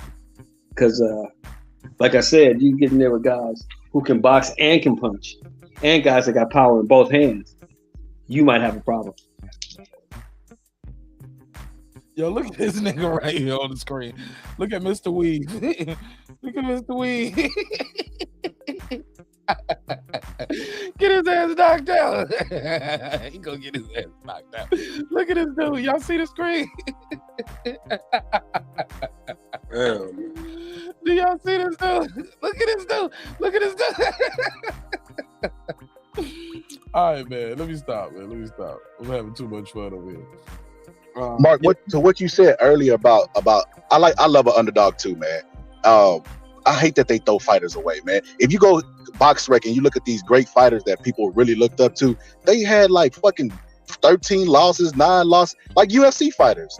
Our records, except the UFC fighters don't be having as much wins because they can't be as durable as the old school boxers, but they be having a lot of losses like the UFC fighters, and they just be throwing them away, man. And then they'll criticize these fighters and throw them away, and then wonder why these fighters have anxiety issues and depression when it comes to losing.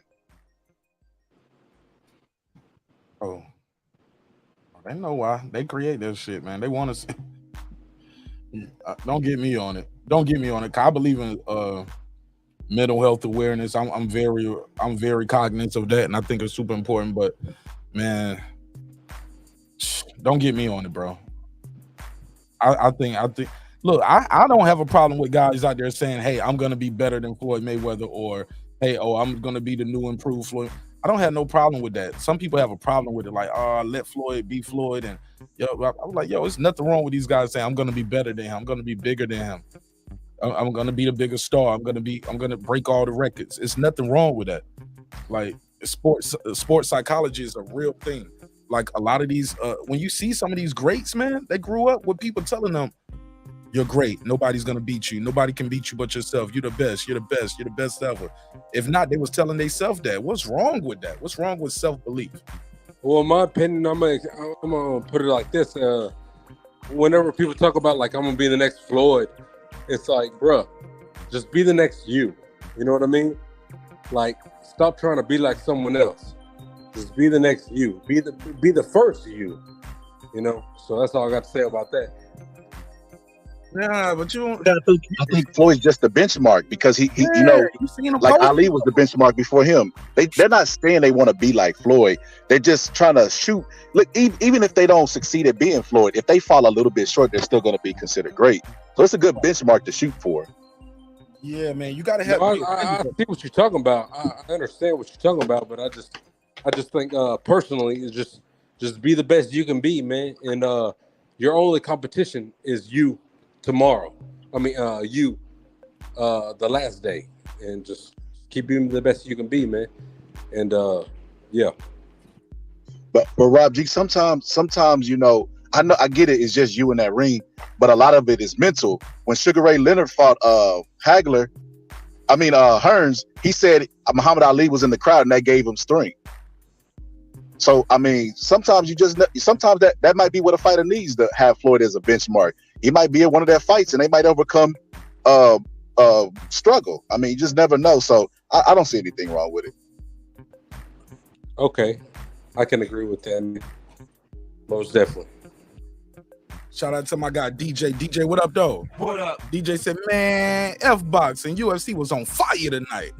What up? Oh, it was? Yeah, I didn't even know it was a UFC fight tonight, man. Nah, they had a fight on tonight too. I wasn't able to cover it, man. I wasn't able to cover both of them. Yeah, but ain't no boxers calling out. No, 1,000%, man. I agree with that, man. It's all motivation. So my biasness is always to the sport of boxing. I hate when people do that shit. The UFC was fire. Oh, boxing this. Oh, like, god damn. Like, go to a UFC channel and talk about that shit there. We talking boxing right now. 1,000. Nah, DJ, my boy, though. It's all good. He don't mean no harm. He cool. DJ that said that? No, he don't mean no harm. But He cool, but I'm talking to the specific people that do that shit. Why would you do that shit? If you care anything about boxing, why you always down in it? We already don't treat our fighters good. We treat them bad, especially when they lose. And then when we have fights like tonight, that I felt like was an exciting fight because it was a stoppage. That's how UFC markets their business. They show a whole bunch of stoppages. So even if the fight was lackluster, I'd never see nobody complain. I tuned into Israel Sanda last fight card. That shit was boring. It was boring as shit. I said, well, let me go to the YouTube and see if anybody complained. No one complained. So we got to keep that same energy. 1,000, man. I agree with that shit, man. I'm a casual MMA fan because sometimes when boxing ain't going down, man, sometimes I tune into that and I peep the Israel Adesanya, and man, I wasn't impressed. Maybe I'm not in tune with the technique and the way it goes down, but I don't know. I wasn't impressed. But even that, Rob G, if Floyd Mayweather had fought a fight like that, they would have said he was boring and he running. They don't keep that same energy. Either they gonna respect the science and the craft of boxing and MMA, or they not. They gonna say MMA is boring when they feel like it's boring and is a technical fight. They gotta be consistent. You can't please everybody. My man Dose against the ropes. What Dose said, Hooker needs to retire. Is it over for Mo Hooker? He got to retire. He can't. Absolutely not, man. He check out this boxing shit. Still, I think he can still get a check out here. No, absolutely, man. You got to understand, man. This is the way they feed their family. You know what I mean? Like, he may not be going for a champion, but he can still feed his family, man. All right, let me get this one. Somebody got some smoke for you, nigga. What's up, man? Yeah, that's decent. Hey, Clips, try to call back too, Clips. When you called in, somebody was on the line. I can only talk to one person at one time. Unless y'all call if you got my real number, you can call the real number. But other than that, man, I can probably merge you in. But if I'm on this one, I don't have two lines. Talk to me, DJ. Somebody had some words for you, homie. What up? Yeah. You know, I'm always listening, man. But if you don't understand the technique, you don't understand the techniques. I get it. What Israel Adesanya did the other day, a few weeks ago, was put on a masterclass kickboxing performance. Just because he didn't knock the dude out, don't mean the shit was boring. If you don't understand the angles of the shit he was cutting and how he was keeping the dude at range, then I'm sorry, that's just your loss. I got all stoppages tonight. You talking about that one Virgil fight? I got 11 fights like that. And the reason why You say UFC fighters aren't as durable. No, they just fight more. We had a guy on the card tonight with a record of 33-17. Like, man, come on, man. There's so many other ways you can lose besides going in there and putting your fucking hands in your pocket for 10 rounds. Like, you know what? Everybody Hold on. you had no punching power, man. I love both sports, Mark. You know that. I go to boxing fights and I go to UFC fights. But let's stop. Like, we got to stop acting like just because somebody bring up MMA and how they got more exciting fights right now. You still complaining about the old days. Well, what if Floyd would have did this? Man, Floyd been retired about 7 years, bro. Y'all still searching for that next Floyd Mayweather. We got 3-4 of them. Well, maybe not on that level. Let me not get out of hand. But I'm getting exciting fights week after week after week. And casual fans call it boring because they don't understand all the techniques that are going on. Just tune into some more fights. These guys, the commentators are walking you through the technique. So that's really not an excuse. You got great guys like UFC Hall of Famers, Michael Bisping and Daniel Cormier walking you step by step through the technique. It's beautiful. It's beautiful too, DJ. Like, because if you don't, because you'll see somebody going for an ankle, you be like, okay, was he going for a knee? I mean, is he going for like a foot or something? And then they'll tell you like, no, he's trying to move that foot because he's gonna get that. Or it was a lady fight. It was some ladies fighting. And he said, no, she's trying to put that pressure on to get that foot because she's going for a knee bar. And then it was like once she sits back, she's gonna. And sure enough, she's doing it as he's saying it. It was like paint by numbers almost. So yeah, sometimes even if you'll think they're going for a wrist, like no, he's going for the elbow. He's grabbing the wrist to get to the elbow, and just knowing body mechanics, like the arm can only move this way, the knee only moves one way, bro.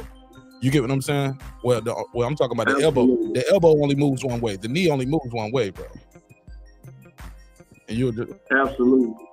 Actually, the elbow moves. Yeah, I agree, man. I just hate when people bring up. What I meant. I just hate when people bring up Floyd and this guy and that guy. Look. Stop trying to be the next Floyd. Stop trying to be the next Ali. Stop trying to be the next Spence or Crawford. Why don't you be the first you? How about that? Nah, that's how it worked though. Showing more, you always gotta you gotta aspire you to be great because all of those. Look, Mike Tyson wanted to be like Sonny Liston and wanted to be like, he wanted to be like Ali. He wanted to be like those guys. You want to be great. But you can't. But you have to. If you look, let me ask you this. If you don't know Marq Nash, if you don't know who you are, right? How the fuck do you expect me to know who you are? That's something if different. You don't know. That's different when you say you got to be yourself. You got to take parts of those guys. I know you got to take parts of those guys better than those guys. I believe that I'm good. And you take parts of those guys and put it into your game, but you don't. I don't think you should ever try to emulate another human. You got to be yourself, man. Look, every great person has the best version of you. You got to have something to inspire you to, bro. Well, you can look up to them, but you can't say I want to. But you can look up. You can't say I want to be the next him. That's different saying being the next him or being better than him. DJ, what do you think about that when people saying I'm going to be better than Floyd? I'm going to be like when Shakur told Bud, yeah, you better than me, but I'm going to be better than you. What you think of that? DJ? I think Jamal Hill summed it up tonight perfectly after he got his 4th round TKO in the main event. Like, I've been watching y'all guys my whole career. I've seen y'all. Y'all ain't seen nothing like me. And I think that's where fighters got to start coming from. Be something we've never seen before. We've seen Floyd. We've seen Tyson. We've seen Wilder. At this point, we've seen Bud and Errol. Be something different. That's how I look at it. As I said, man, why not be the first you? Be the first you. I didn't hear what DJ said his last part. What you say, DJ, before I let you go? What you say? Oh, yeah, he hung up. I missed his last part. What you show? Yeah, it's nothing wrong with. I am gonna be the first me. I'm a one of one. You know what I'm saying? I only got one mother, I only got one mother, one father. You can never redo. Even if them two have another baby together, they can never make another Marq Nash. What I'm trying to say is nothing wrong with saying I'm gonna be better than the people that came before me. And people No, I never said there was anything wrong with that. That's not what I said. But no, you said you were talking about people saying, "I want to be." Slow it down. Listen, man, listen. But when people say, "I'm going to be better than them," or "I'm going to be the next Floyd," that doesn't mean they're going to be. They're trying to be like him. Maybe they're talking about an aspect of it, as far as the pay-per-view generating the pay-per-view sales, being a bigger star. Like, it's nothing wrong with. And I just think people don't even look at it a lot of times where, no, be the only you. They just look at it, oh, you be riding off of them, you clout chasing off their name. Look, man, whenever you see a family, Shelton Moore, where usually you got a doctor in the family, guess what? You end up getting another doctor in the family.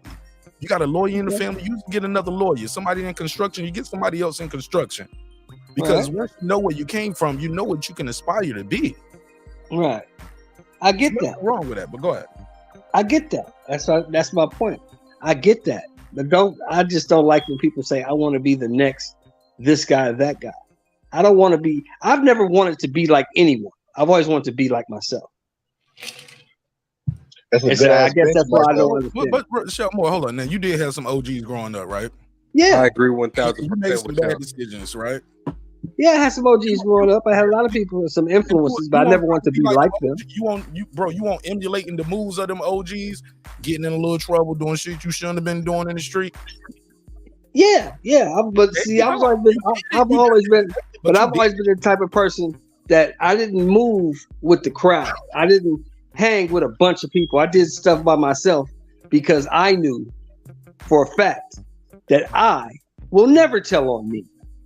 I don't know what you might do, but I know what I'll do. I will never tell on me. So it's better for me to do it by myself. That's less people to tell. Nigga, you ever seen First 48? It's full of people telling on themselves. Ain't it? Yeah, that's them. And they a whole lot younger than me.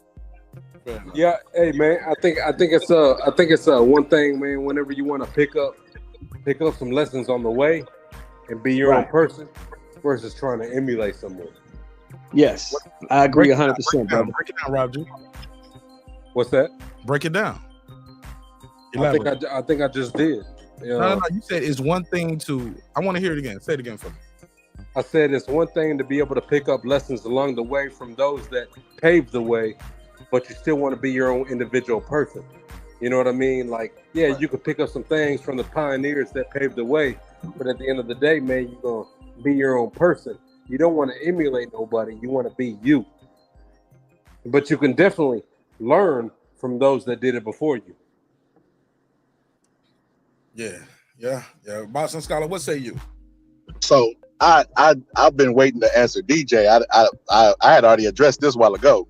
I feel like Mike Tyson looked up.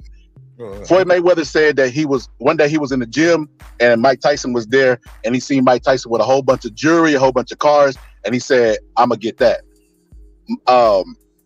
Mike Tyson said when he was in a correctional school, Muhammad Ali visited and he said, "I want to be like him." It's not uncommon to do that. When you're shooting for greatness, you want to emulate the motherfuckers that do it the best. So y'all mean to tell me y'all don't listen to no Steve Jobs video or no Warren Buffett video of financial advice? Hell no, they ain't doing this. No, I'm too busy to do all that. Oh, I absolutely do. Hey, Boston Scholar. They looking at shit like this. Niggas watching porn. I get niggas gonna bust him a nut if he got some free time. Fuck Warren Buffett. Yeah, I'm a little bit too busy to do all that type of shit. Hey, Boston Scholar. Go ahead, bro. I'm listening. So the way I look at it is like there's plenty of people that came before me that I pay attention to, and there's definitely people that I take the playbook from them, but at the same time I want to be my own individual because like I said, man, I'm in marketing and there's plenty of marketing channels that I pay attention to and I take advice from, but at the same time I don't want to be them. I want to be my own person and I want to have my own, you know what I mean? I want to have my own personality to it, but at the same time I can always definitely learn from those that came before me and those pioneers that set the stone for me. So that's just the way I look at it is like, yeah, there's plenty of people that I can learn from, that I can take advice from, but at the same time, I don't want to be them. I want to be my own individual. I just will learn or better, right? or you might look and say, I want to be better than that person. Absolutely. Yeah, that's what the whole conversation was about. People looking at the benchmark of greatness and saying, I want to do that, but better than that. Okay. And that was my whole point. I never had a problem with people saying, I want to be better than Floyd. I want to be better than Ali. I don't have a problem with that. I have a problem with people saying, I want to be like Floyd. I want to be like Ali. I have a problem with that. So I guess I was thinking on the same mental as what Shelton just said. But maybe I'm wrong, man. Yeah. Or maybe we just playing too much on semantics. You know, they want to, but I think we hit it right on the head with emulate, right? They want to emulate the greats. You want to do better than the people that came before you. Use them to inspire. Use it for motivation. They did it. I can do it. He's a man just like me. There you go. Now you got every generation is supposed to be better than the last generation. Let's go. Let's go. You know what I'm saying? Look. Dr. J, Jordan had the Oscar Robertsons and the Dr. J's to look up to, and come on, man. And a whole generation got to try to do it like Jordan. But there was some people that was like, nah, with Jordan, the style ain't my style. My style, I play this position. I'm gonna emulate Shaq. I'm gonna emulate Hakeem Olajuwon. I'm gonna emulate. You get what I'm saying? I'm just saying, man. I think there's nothing wrong with it. No, I agree with you. I think maybe sometimes we might be paying attention too close to the actual work, who we want to emulate. You know. But look, let's say they were trying to say, I want to be like Floyd. If you a boxer, I mean, damn, man, why not? Why not? Some people gonna say your fight was boring, but guess what? You're going into the Hall of Fame, first ballot. You made more money than anybody who ever did it. The people that came before you, the people, like even the ones that was doing it simultaneously. You add some of them together, they never cleared what he cleared. Respected. All around, probably the best of his generation. And then, but the most important part is he left that shit, still got his faculty, still can talk, still can play with his kids and his grandkids, and can still go in there and clear money. People pay to see me fight YouTubers, paid to see me fight kickboxers, paid to see me fight a fucking sparring partner I used to have. People are still paid to see you. You can still clear money, putting them gloves on, having fun, not taking no real punishment. And if you get hurt, shit, this shit ain't about to go on your record. You are who you are. I guess I can understand that, man, because sometimes I might think, man, I want to be the next Martin Scorsese. I want to be the next, major director. So I understand where you come from. Let me give y'all two perfect examples of what Mark just said. I'll give you first, the one, he's not in boxing, Kobe Bryant. Kobe Bryant chewed gum like Michael Jordan. He walked like Michael Jordan. He did all of Michael Jordan's moves. Kobe Bryant, everybody would agree, is a Hall of Famer. First ballot, right? Slow down too. Not even just that. The work ethic. Well, let's take out the gum chewing and it's still in the movie. But wait a minute. Hold on. Look, let me finish. Because I cut boxing scholar off and then you cut me off. I want him to finish. But look, you can't do the moves without doing the reps.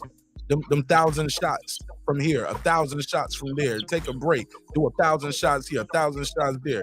Working on that shit over and over and over and over and over again. It's beyond chewing the gum and doing the moves, because you can't do the moves if you haven't did the reps. I was in his endurance too. He ain't shooting no air balls in the fourth quarter no more because his arm's tired. Nah, he got that shit. Go ahead. Hold on. Let me let Boston Scholar finish. I cut him off. Then you cut me. Yeah, go ahead. As soon as he finishes, I want to touch on that Kobe Bryant. Go ahead, Boston Scholar. Go ahead, Boston Scholar. I'm sorry. So yeah, I agree with you with the work ethic part. I just feel like he studied him so much down to a T that he wanted to be like him. He emulated him down to the T, the way the man walked. He watched that much film on him. And so I could take it to the boxing now. Adrian Broner. Say what you want about Adrian Broner, but Adrian Broner knows how to sell fights. He's still a high-paid boxer to keep taking losses and struggling in his fights. Every time AB shows up to fight, everybody shows up and says, this is AB's last chance. We're not going to watch him after this, et cetera, and then they do it again. just saying. Well, to man. touch on your Kobe You Bryant lost me with comment, Adrian Broner. I'm sorry, bro. everything you said about Kobe Bryant was true, but you omitted one part. When he needed to expand his game and get better, who did he go to? I don't know who he go to. You tell me. He went to the Dream.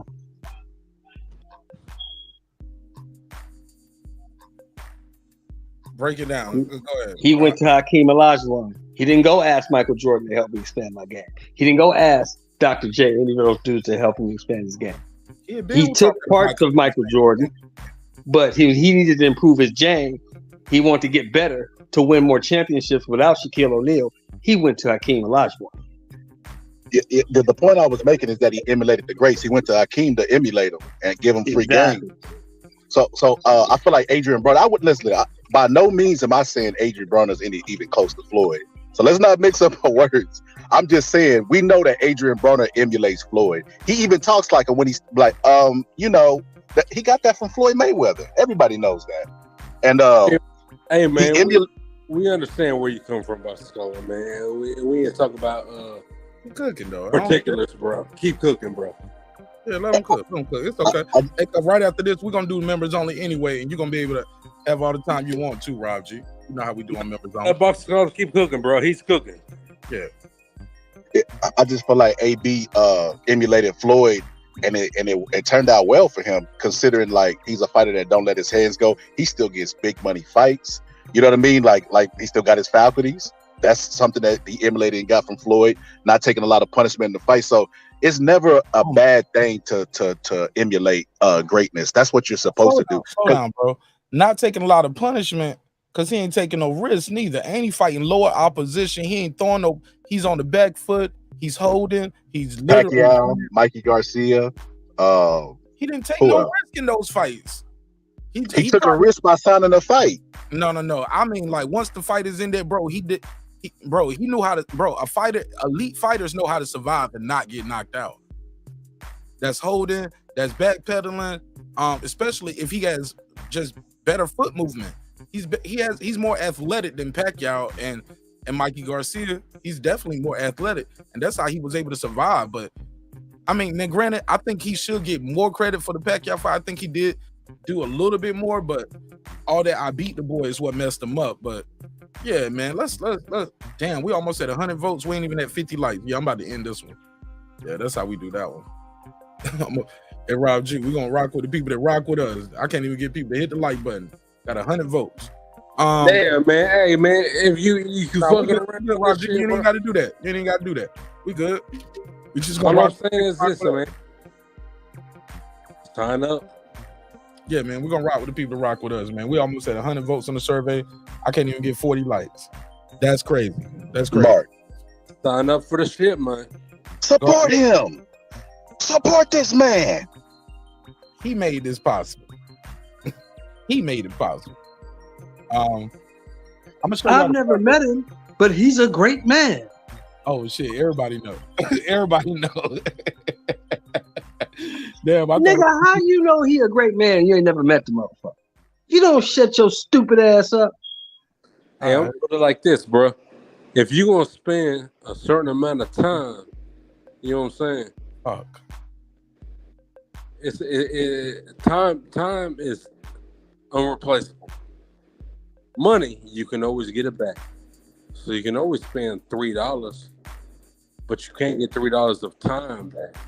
So go ahead and sign up for that membership. All right, so we got a survey right here. We got 95 votes. Is Vergil Ortiz ready for Crawford or Spence? 64% saying he cannot beat either Bud or EJ. 64%. 13% saying he can beat Spence but not Crawford. We got 4% saying he can beat Crawford but not EJ. And last but not least, 19% saying he can beat both of those guys. Okay, y'all want to address that before final thoughts on this topic? Nah, it don't need addressing. No. All right, anybody want to give any final thoughts on any of the fights we had tonight? Yeah, I agree with Shell, man. Ain't no need to address that shit, man. I wanted to address DJ. I didn't get to address my brother. Please get that off. Get that off. I just wanted to say that he said that We had 5 knockouts tonight. So that shows clearly bias on his behalf because I don't even speak like that when it comes to boxing. But when Devin Haney boxed Kambosos, they said he was boring. So we ain't got to go to Floyd. They don't have the same energy for boxing as they do the UFC. I don't know why. They just don't. And they don't be consistent because not all of those UFC fights are exciting. And I hear what you're saying, Mark, about the science and the elbow and all this. I don't want to see that shit because I'm a casual UFC fan. I want to see knockouts. Rampage Jackson was my favorite UFC person, him and Chuck Liddell and John Jones, because they knock motherfuckers out. I don't want to see nobody get in there and just do the science with the elbow and wrestle and shit. And no, I don't want to see that shit. You don't like submissions? You don't respect it? No. Even a casual fan or you. Oh shit! I thought motherfuckers love a dope ass submission. So knockouts only for you. Yeah, I've seen a fighter in the UFC beat somebody's ass for all all 3 rounds and then get submitted. I don't like that shit. I love boxing because there's a like if me and you in a fight and I knock you down, you have a chance to redeem yourself. The referee give you time to clear your head, make sure you're okay. You're right back in it. So there's a struggle then going on. Like it's like theater. And UFC theater. UFC is like real fighting. UFC to me is not real fighting. You can't bite. No referee. You can't. Yeah. Other than it's more like real fighting. You can't bite. You can't. Motherfucker drop. You can get on top of them and ground and pound. You get on top of them and choke them out. You got to you let them tap out. It's more like real fighting, right? Yeah. It ain't no. You get no 10 seconds. Let's get your stuff together now. Step to the left. Step to the right. Crisscross. Like how they it ain't, you don't get none of that on your ass, homie. But to me, that's my bad. But to me, that's the way that's what makes boxing so great to me, because it's a overcoming story. Everybody go to the movie theater. We go to see a movie. We know the hero's gonna overcome his obstacle. We like that shit. Wrestling's fake. We still go watch that shit to see the hero overcome the villain. We like to see people overcome shit. We like to see people get knocked down in boxing and then get back up and win the fight. Like it's ups and downs. But I feel like since the beginning of boxing, there's always been a doctor that comes and puts his hand on his head to the person's chest of boxing and be like, boxing's dead. They've been trying to kill boxing since the beginning. Boxing is here to stay. UFC, most of the people that like boxing also like UFC, but I don't show up to UFC channels to shit. Like, I thought that fight was boring. Nobody would have ever known that had we never had this conversation, because I wouldn't show up to a UFC panel to be like, oh, it was sucked. And let me tell you why it sucked. Like, come on, man. Like, the fight tonight was exciting. It was a knockout. He got dazed in the first round. He overcame that and knocked his opponent out, stopped him. Now people are hypothetically talking about him versus the elite. That's exciting. UFC does not fight Champion One or Bellator fighters. They fight everybody up under their umbrella, and they market the shit out of their fighters to make you believe that they're the best in the world. UFC is not the best in the world, brother. I hate to be the bearer of the bad news, but that's not the case for UFC. MMA as a whole, though. He didn't say that. He said we had 5 knockouts tonight. UFC. Okay, fair enough. Now MMA as a whole, break that news to him, Boss Scholar, because I agree with you. MMA as a whole, I like MMA. Well, I like it a lot. Because I'm a fan of Bruce Lee and all that stuff. I feel like Bruce Lee was the first person to kind of get that kind of idea of combining all the arts together. So I'm a respecter of fighting in general. So I like MMA as a whole. But these UFC fans are crazy, man. They are really, really crazy. They only show up to talk about how boxing ain't shit. Like and that Francis Ngannou is the best. Do you know DJ? Are y'all familiar with each other? I've seen him on a couple of panels. I don't have nothing against him. I'm talking about in general. I'm talking about. I was just asking, like, have you ever seen him talk about boxing? Yes, he pulled up on another panel, and I brought up Bud Crawford. He basically, there they go, that's they won. Why we ain't nobody talk about Bud? So I've been on a couple panels with him, but other than that, I think I've seen him in the chat before say something about boxing, but like. That I think the last card we had, he showed up and said MMA was the UFC was better, and I'm just like, why do you do that though? Like, hell no. Matter of fact, he does kind of bring it up when we. In the hell no. I get it though. I get where you're coming from. Like, yo, we talking about boxing when you pulled up. Is what you're saying, right? Yeah. So why show up with a picket sign? if you're a fan of both, then why can't you just like both? It reminds me of me if me and you say something positive about Bud. Right, because he did say, man, F boxing. UFC was fired tonight. Or MMA was fired. Let's put it on the screen. You got a good point right there, Boxing Scholar. He said MMA markets itself as the best, fighting the best, which we get consistently. Do you want to address that? Yeah. How do you know you're getting the best? They're all UFC fighters. So how do you know you're getting the best? They're not fighting Championship 1 or Bellator fighters. So how do you know that? What you saying, like in the example that we're talking about, boxing, that'd be like UFC would just be all top rank. Or all PCC. If everybody poured everything into Top Rank and made it the number one company in America. It'll be a top rank event. But we judge the whole sport. We don't judge Bellator and because they got bad events. We don't judge remember Strike Force? Y'all remember WEC? Like, it's just, I get what you're saying. People look at UFC as if it's UFC versus boxing, but really no, that would be like top rank versus mixed martial arts as a whole. Is that fair? Yeah, that's absolutely fair. That's fair because see, people get it confused. They say UFC is the best. UFC doesn't have all the best fighters. UFC is the biggest promotion. They have the most marketing, the most dollars behind it. But there are a lot of good fighters in Bellator, in ONE FC, in all those other promotions. There's guys that will beat some of these UFC guys. You know what I'm saying? But UFC is the biggest, the most well known. That's all it is. All right, my guy Redcliffe, and I'm gonna go to right side after this. He said UFC is like the NBA. All other organizations are like EuroLeague and China Pro Ball. Great global players, but the end game is to get to the NBA. Same with the UFC. My boy, I agree. I agree. Building. Right side. Rolling out the red carpet for the homie. What's up, Dub? How you feel, my brother? Come on, man. Don't let me down after that great intro. Come on. 1 2 1 2.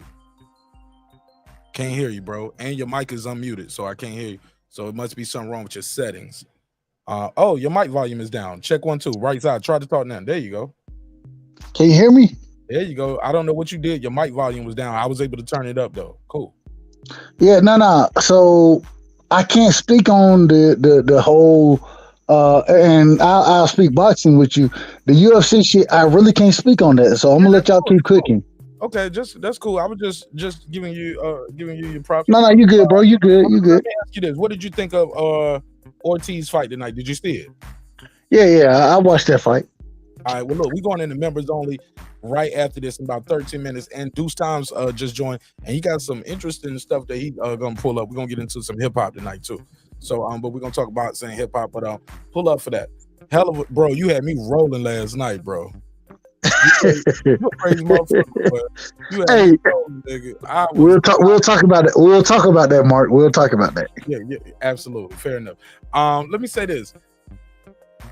As far as what you guys were talking about, what did you guys see the comment from Redcliffe? Do you guys agree with Redcliffe? I heard Shelton say I agree. Rob G, Boston Scholar. NBA is UFC is NBA. Everything else, that shit is EuroLeague and China ball. No. Okay, break it down. Championship 1 is bigger than UFC globally because it's in China.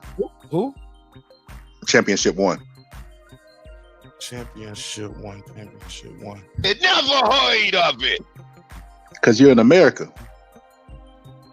That'd be like saying you don't watch the Euro like the Euro leagues and stuff, but championship. I know that ain't bigger than the NBA.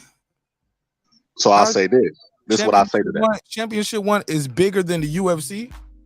Yeah, bro. That the president for Championship 1's always going at Dana for that very reason, challenging his numbers and everything. He even challenged his fighter to fight Dana's fighter, but Dana won't do it. These UFC fans don't know anything outside of marketing or America, so they wouldn't know stuff like this. But this is true. If you look it up, you'll see what I'm saying.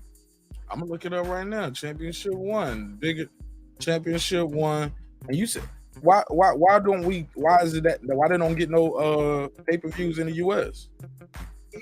I don't know if they do pay-per-views. They might give it free TV because they have different rules. Okay, why we don't get them on free TV here in the U? Because I don't see them here on the TV here. Because the UFC they have relationships and they're dominating the market. You think they're gonna be friendly? Championship One can get with Fox. Championship One, they don't got to get with the UFC got ESPN, right? Well, Championship One can get with Showtime, but Showtime got Bellator. Like Championship One could get. Why Championship One don't get with Fight TV, HBO, Fox? All right, what if they don't want it? What if they like? I don't want that market. It's bigger than the UFC. Why they don't want it? It's money. Globally, the world is bigger than just America. Exactly. I mean, but people come here to get that. You're talking about one. You talking about one championship, not Championship One. One championship, right? Yeah, that's it. Nigga, you said the name wrong. That you disqualified. But I also said I'm a UFC casual fan, so. Oh shit! I'm bullshit. I'm fucking with you. Hey, you're gonna have to put that on me too, because I'm a casual. Shout out to Golden Marq Nash. What's up, my brother? Enjoying your show, man. I'm enjoying you too, man. And pause. Whoa. You know what I mean. I'm enjoying your presence here. Thank you, my brother. Hey, look, I put a case on myself, man. That shit didn't sound right, man. My bad, bro. I want to hear that. Yeah, my bad. Slap myself. I'm gonna slap myself. You get it. It's all love. All right, man. Well, shit. That's it for me, man. This been a hell of a show. Golden. Hope you enjoyed the playback. I'll leave this playback up. I'll leave this one up. I will leave this playback up. I'm not gonna make this one members only. I'll leave this up so you guys can enjoy it and you guys can give me your reaction and leave me your comments. Let me know what y'all thought of this. Is Vergil Ortiz ready for these champs? Let's do final thoughts on this because we about to go right into the members only.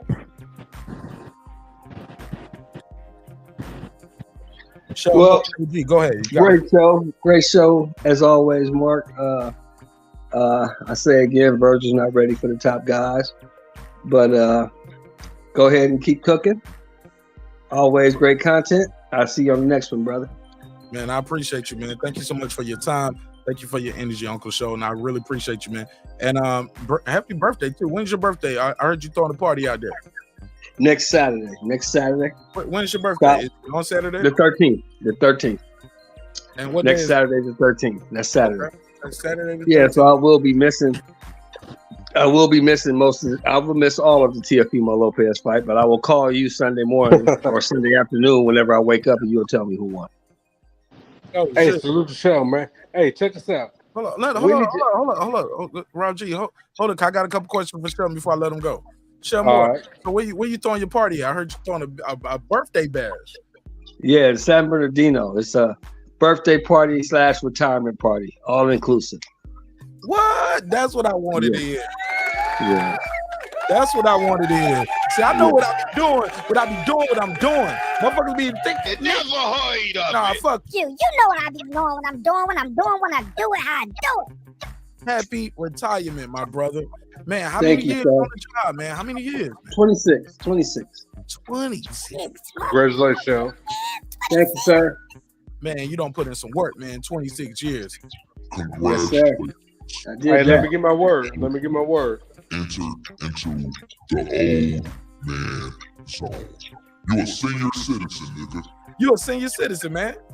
Yes, I am. Yeah, and man. Denny, and that's why I go to Denny. Home and get the $3 spaghetti and shit on Wednesdays, man. Damn. Yeah. Senior citizen breakfast at Denny's. $5.99. Man, Uncle Sheldon, I was doing my math. That's a whole lot of booty you done ate, man. Whoa. Yeah. Hey, Sheldon, though. Hey, Sheldon. Yes, sir. I think you can get a discount on Amazon for a battery. You know what I'm saying? Oh, wow. If you can get a discount on the battery for that smoke detector. What battery? Man, I'm not changing that shit until I leave this motherfucker. Yeah. I think if you want my $2 back, bro. Hey, hold on. It's a buy one, get one free. As long as you show that Social Security card. There you go. All right, I'm gonna check it out. Don't even hear that shit. I probably feel like I'll buy it. And as far as your $2, Mark, you'll get that back when I see you at the next fight. I'll buy you another beer. Nah, I want the smoke detector for the content. I want you to get the smoke detector. Man, we trying to shut that chirp up, man. No, what's the issue, Sheldon Moore? Let's have an intervention with the good brother. Okay, so do we have to buy a ladder? Rob G, I need this. The thing is, I keep forgetting. Do we have to buy a ladder? I'll be so busy, brother. I keep forgetting to put the motherfucker in there, but I will do it tomorrow. I keep Sheldon forgetting. Moore, I'm gonna tell you why it's important. Not because of just we tired of hearing the beeping. Some people it fucks with it mentally. Nigga, I'm looking at your eyes right now, your glossy ass eyes. I worry about you and your snow white beard. We worried about you, huh? We don't want Don't worry about me. Don't worry about me, man. And I'd be like, oh my God, he was a good man. If only he changed the smoke detector. He could have saved himself. What's that old saying? What's that old saying, Mark? If you see me and the bear get into a fight, help the bear. Help the bear. Man, shout out to Uncle Sheldon Moore. What about you getting in the fight with a smoke detector? He's turning 186 on Saturday, October the 13th. Pull up, support this man. He was there. Motherfucking Sheldon, man. What's going down, bro? That's what's happening, man. That's what happened. And my boy Santos is coming all the way out from Nashville to support your boy. Yes, sir. That's dope. Make some noise for Santos. That's dope. That's dope. That's dope. Yeah. That's Happy birthday, Sheldon. Hey, Thank you, sir. Appreciate you. He going coast to coast with it. He going over there to Cali. I don't agree. Hey, check us out, man. I don't agree. Rob G, you gotta let me get my jokes off, bro. You kind of cut me right off mid joke. Like I ain't talking for nothing, bro. I'm hosting, man. Let me get these jokes off. Bad. Yeah. Sheldon Moore, he going coast to coast with this shit, man. He coming to see you. Yeah. He's going to South Carolina. He gonna chop it up with Passion and Bliss. You know what I'm saying? That's what I heard. Oh yeah. Well, you know he got a new name. You know his new name, right? Do I have to say it? Oh, Side Nigga. Oh yeah, Side Nigga Chronicles. So look, man, so he going coast to coast with it. I heard him and Passion and Bliss got a couple things going on. So go ahead. What was you trying to say, Roger? You kind of messed up my comedic timing, bro. I had to do a whole reset, but go ahead, Rob G. What you got? And then I'm gonna let Sheldon Moore go. Go ahead, Rob. I said I'm sorry about that, man. No, it's good. Man. That's why we gotta hurry up and get the mirrors only. I hear the drinks kicking in. I'm trying to save you from you. No, I'm good. Let's go. What you had to say to Sheldon? Go ahead. Hey, man, you know what? We gonna get you a battery for your birthday. And we might even hire a local battery, bro. Listen, I cashed out them the money for the battery. Sure did. That's what I'm saying, man. Hey, check us out. So Rob G, it ain't about getting the battery. I bought the battery over a month ago. No, but you gotta hire a local contractor. God damn. Nah, I ain't doing all that. I'm putting the case. You know what I'm saying? You gotta hire a local contractor that's gonna go in and put that bitch in, man. It's called it is a company called, I think it's called Tackler or something like that. Yeah. God damn, man. I'm gonna hire somebody from the Tackler app to come to your house to put in the smoke detector. They got Uber handyman. I had that goddamn $2. I was like, who in the fuck sent me $2? I couldn't figure that shit out until you told me. That's your battery, bro. It's Marq Nash, man. I told you I was gonna do it. Yes, you did. Wait, y'all have a good night, man. I'm gonna finish watching this movie. Bro. I'm telling y'all, it just came out. It just came out yesterday. When you get a chance, y'all turn on Hulu and watch that movie Prey, man. It's supposed to be the first Predator when he got here in 1717. So it's a good movie on Hulu. It's called Prey. Y'all check it out. Prey. Prey. Prey, and it's on Hulu. I'm gonna check it out. Shout out to you, Sheldon Moore. I'll see you on the next one, bro. All right, you guys. Later. All right. Go ahead, Rob G. What? Go ahead, Rob G. Go ahead, Rob G. No, I was just gonna holler at Sheldon, man. No, I was trying to get him off. I'm trying to get him off. I'm trying to move it, man. All right, keep on moving. Final thoughts, Rob G. No, I'm saying it's a good show, man. Shout out to Marq Nash, bro. You always do a good show. You know what I mean? You're a very good moderator in everything you do, and you believe in yourself. So you got to believe in yourself for others can believe in you, and you believe in yourself. So anyone that appreciates the show, go ahead and invest in the show. That's all I got to say. I see you on the members only in about 5 minutes. Yes, sir. Yes, sir. All right, Boxing Scholar, chop it up with me, man. Tell me, man, final thoughts on everything we talked about. The UFC versus boxing, which I guess you said is kind of a false equivalency because you're naming one promotional company against an entire sport, and I get you on that. It's not fair. Give me a Vergil Ortiz final breakdown. Blair Cobb having a major win coming back. Talk to me. Final thoughts. I think Blair Cobbs did good tonight. You know, he shook off the demons, you know, the ghost. You know, he was throwing them punches like with more confidence, you know, so he might not be completely over it, but I mean, he's pushing it to the back of his mind from what I've seen. You know, I think he just cruised at the end because of the head clashes. That's why he let off the gas, because he was even grimacing at times when he got hit with the head. So I think that's why he let off the gas. But as far as the main event, I feel like Virgil's right there. I feel like Virgil's people are not. Slow down. Do you think those headbutts were intentional or what? Or they actually? Nah, it's just a southpaw versus the orthodox, and he was leading with his head, dropping his head when he throw his shots, so they were clashing. And I don't think it was intentional. He was tucking that chin, huh? Trying not to get tagged. And to the people in the comment section, like, I get it, man. Y'all are fans, and I'm fans of fighters too. Like, shit. I didn't think I thought Mike Tyson was gonna beat Lennox Lewis when I was in school. So I mean, I get it. You know, now I would be like, hell no, Lennox Lewis is gonna kill Tyson. So I get it, man. When you're a fan, you want to believe good stuff about your fighter. He's right there on the cusp, but he's not ready for those guys. And you know how you know that he's not ready for those guys? Because the people who are more experienced in the game don't believe he's ready. They're not gonna put him in his next fight in there with Bud or Spence or one of those Boots or one of those elite guys, because they know he's not ready. Oscar De La Hoya's been around. Look at Oscar lean in. Do you see? I took a screenshot of this shit on purpose, man. When they asked him about Terence Crawford, that's Oscar leaning in on that part. Like, what you gonna say?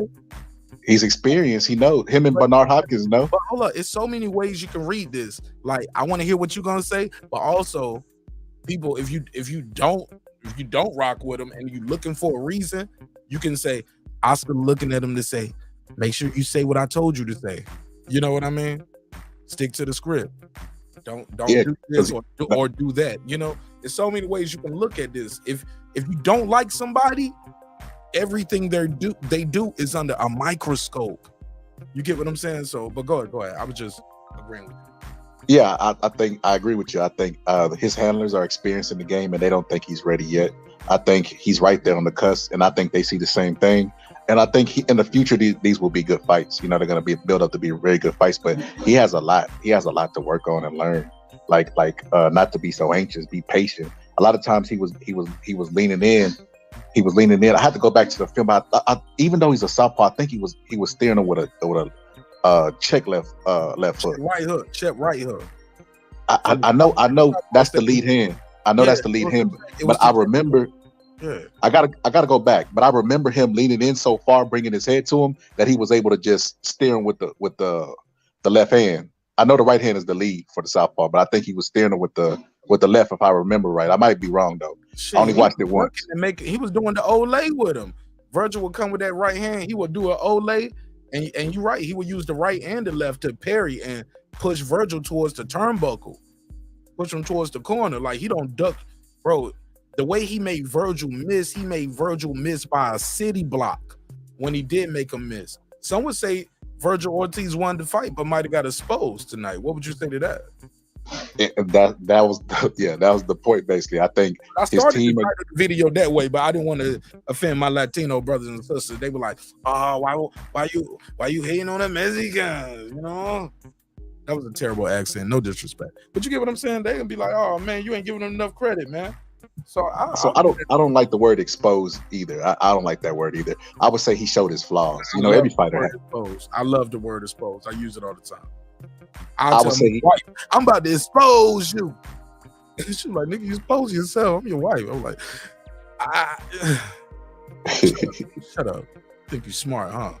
I would just say that his flaws were apparent tonight in the ring, but he got that. You know, they say that the power is the great equalizer. It also erased the fans' memory. They forget shit. Like with Wilder and Ortiz, they forgot Wilder was struggling when he was backing up because he knocked them out. And then when Tyson Fury backed up, they're like, "What is going on?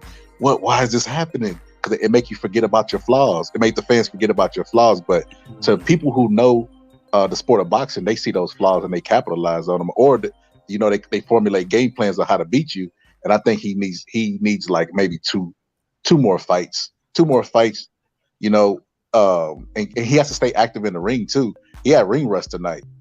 He had to stay active in the ring, and he'll be ready, man. They're going to be exciting fights down the line. All right, well, plug anything you want to plug before I let you go, man. You can find me on YouTube the same way it's spelled on the screen, and that's it. The Boxing Scholar, DABOXINGCSCHOLAR, the Boxing Scholar. Check him out, man. He got a lot of dope classic content over there too. When are you going lives? Are you dropping videos? And how often are you dropping, bro? Yeah, I got videos. I be keeping them on ice, so I drop them. So I ain't constantly working like nonstop. But yeah, I got some videos ready to drop, man. I've been working on one for a while, man. MMA versus boxing, where I talk about those very things. Don't tell people too much because they'll steal your shit. I'm gonna let you know. That's why I didn't bring up a lot of talking points that I had in my video there. I brought up a couple, but I didn't bring up everything because I didn't want nobody to steal my idea. But yeah, I'm gonna drop an MMA versus boxing video. All right, look, I'm looking forward to it, my brother. I see you in the next one. All right, God bless. Sign up for members only, man. I'll see y'all on the next one. It's your man, Marq Nash. Another great episode of Breaking Beats, where we break down business, entertainment, art, technology, sports, and anything else you and I feel like talking about. As always, my guest will get the last word. Always remember, drinks require sleep, goals require effort. You can get that hoodie at marqnash.com, marqnash.com. Get the Boxing Life gear too. We got some Boxing Life gear over there as well. Some different designs, some mosaic pictures of some of the all-time greats. I got a new classic collection. I'm gonna call it Ring Kings. Check it out. Also, we got the What Can I Say? Definitely a conversation piece. When you wear this t-shirt or this hoodie, people are gonna be reading your shirt while you out. So yeah, I love y'all. Hope you love yourself. If not, guess what? God loves you, and so does Marq Nash here at the neighborhood. Always remember, man, respect is free. Disrespect gonna cost you shit. It's gonna cost you everything. What happened tonight was Blair the Flair Cobb got a little bit of his respect back. Vergil Ortiz definitely earned a lot of our respect, but only time will tell if he's ready to see the top two guys. I say top two because only two other guys got the belts. So that's it, man. It's your man Marq Nash. Another great episode of Breaking Beats. It's a hip-hop political sports show with a comedy twist. We like to let the jokes fly because life is serious enough. Respect is free. Disrespect gonna cost you everything. Look, man, this show is crazy. We have a good time. We crack a lot of jokes. Sometimes we agree. Sometimes we disagree. That shit is okay. It's all good. We gotta have that. We gotta have it. It keeps the juices flowing. Keep you sharp. But one thing's for certain and two things for sure. I built this shit. Me. Brick by brick. And I'll be damned if I let you tear it down just because you don't like the way another nigga talk. Drive, motherfucker. This that squad sound. This is me, man.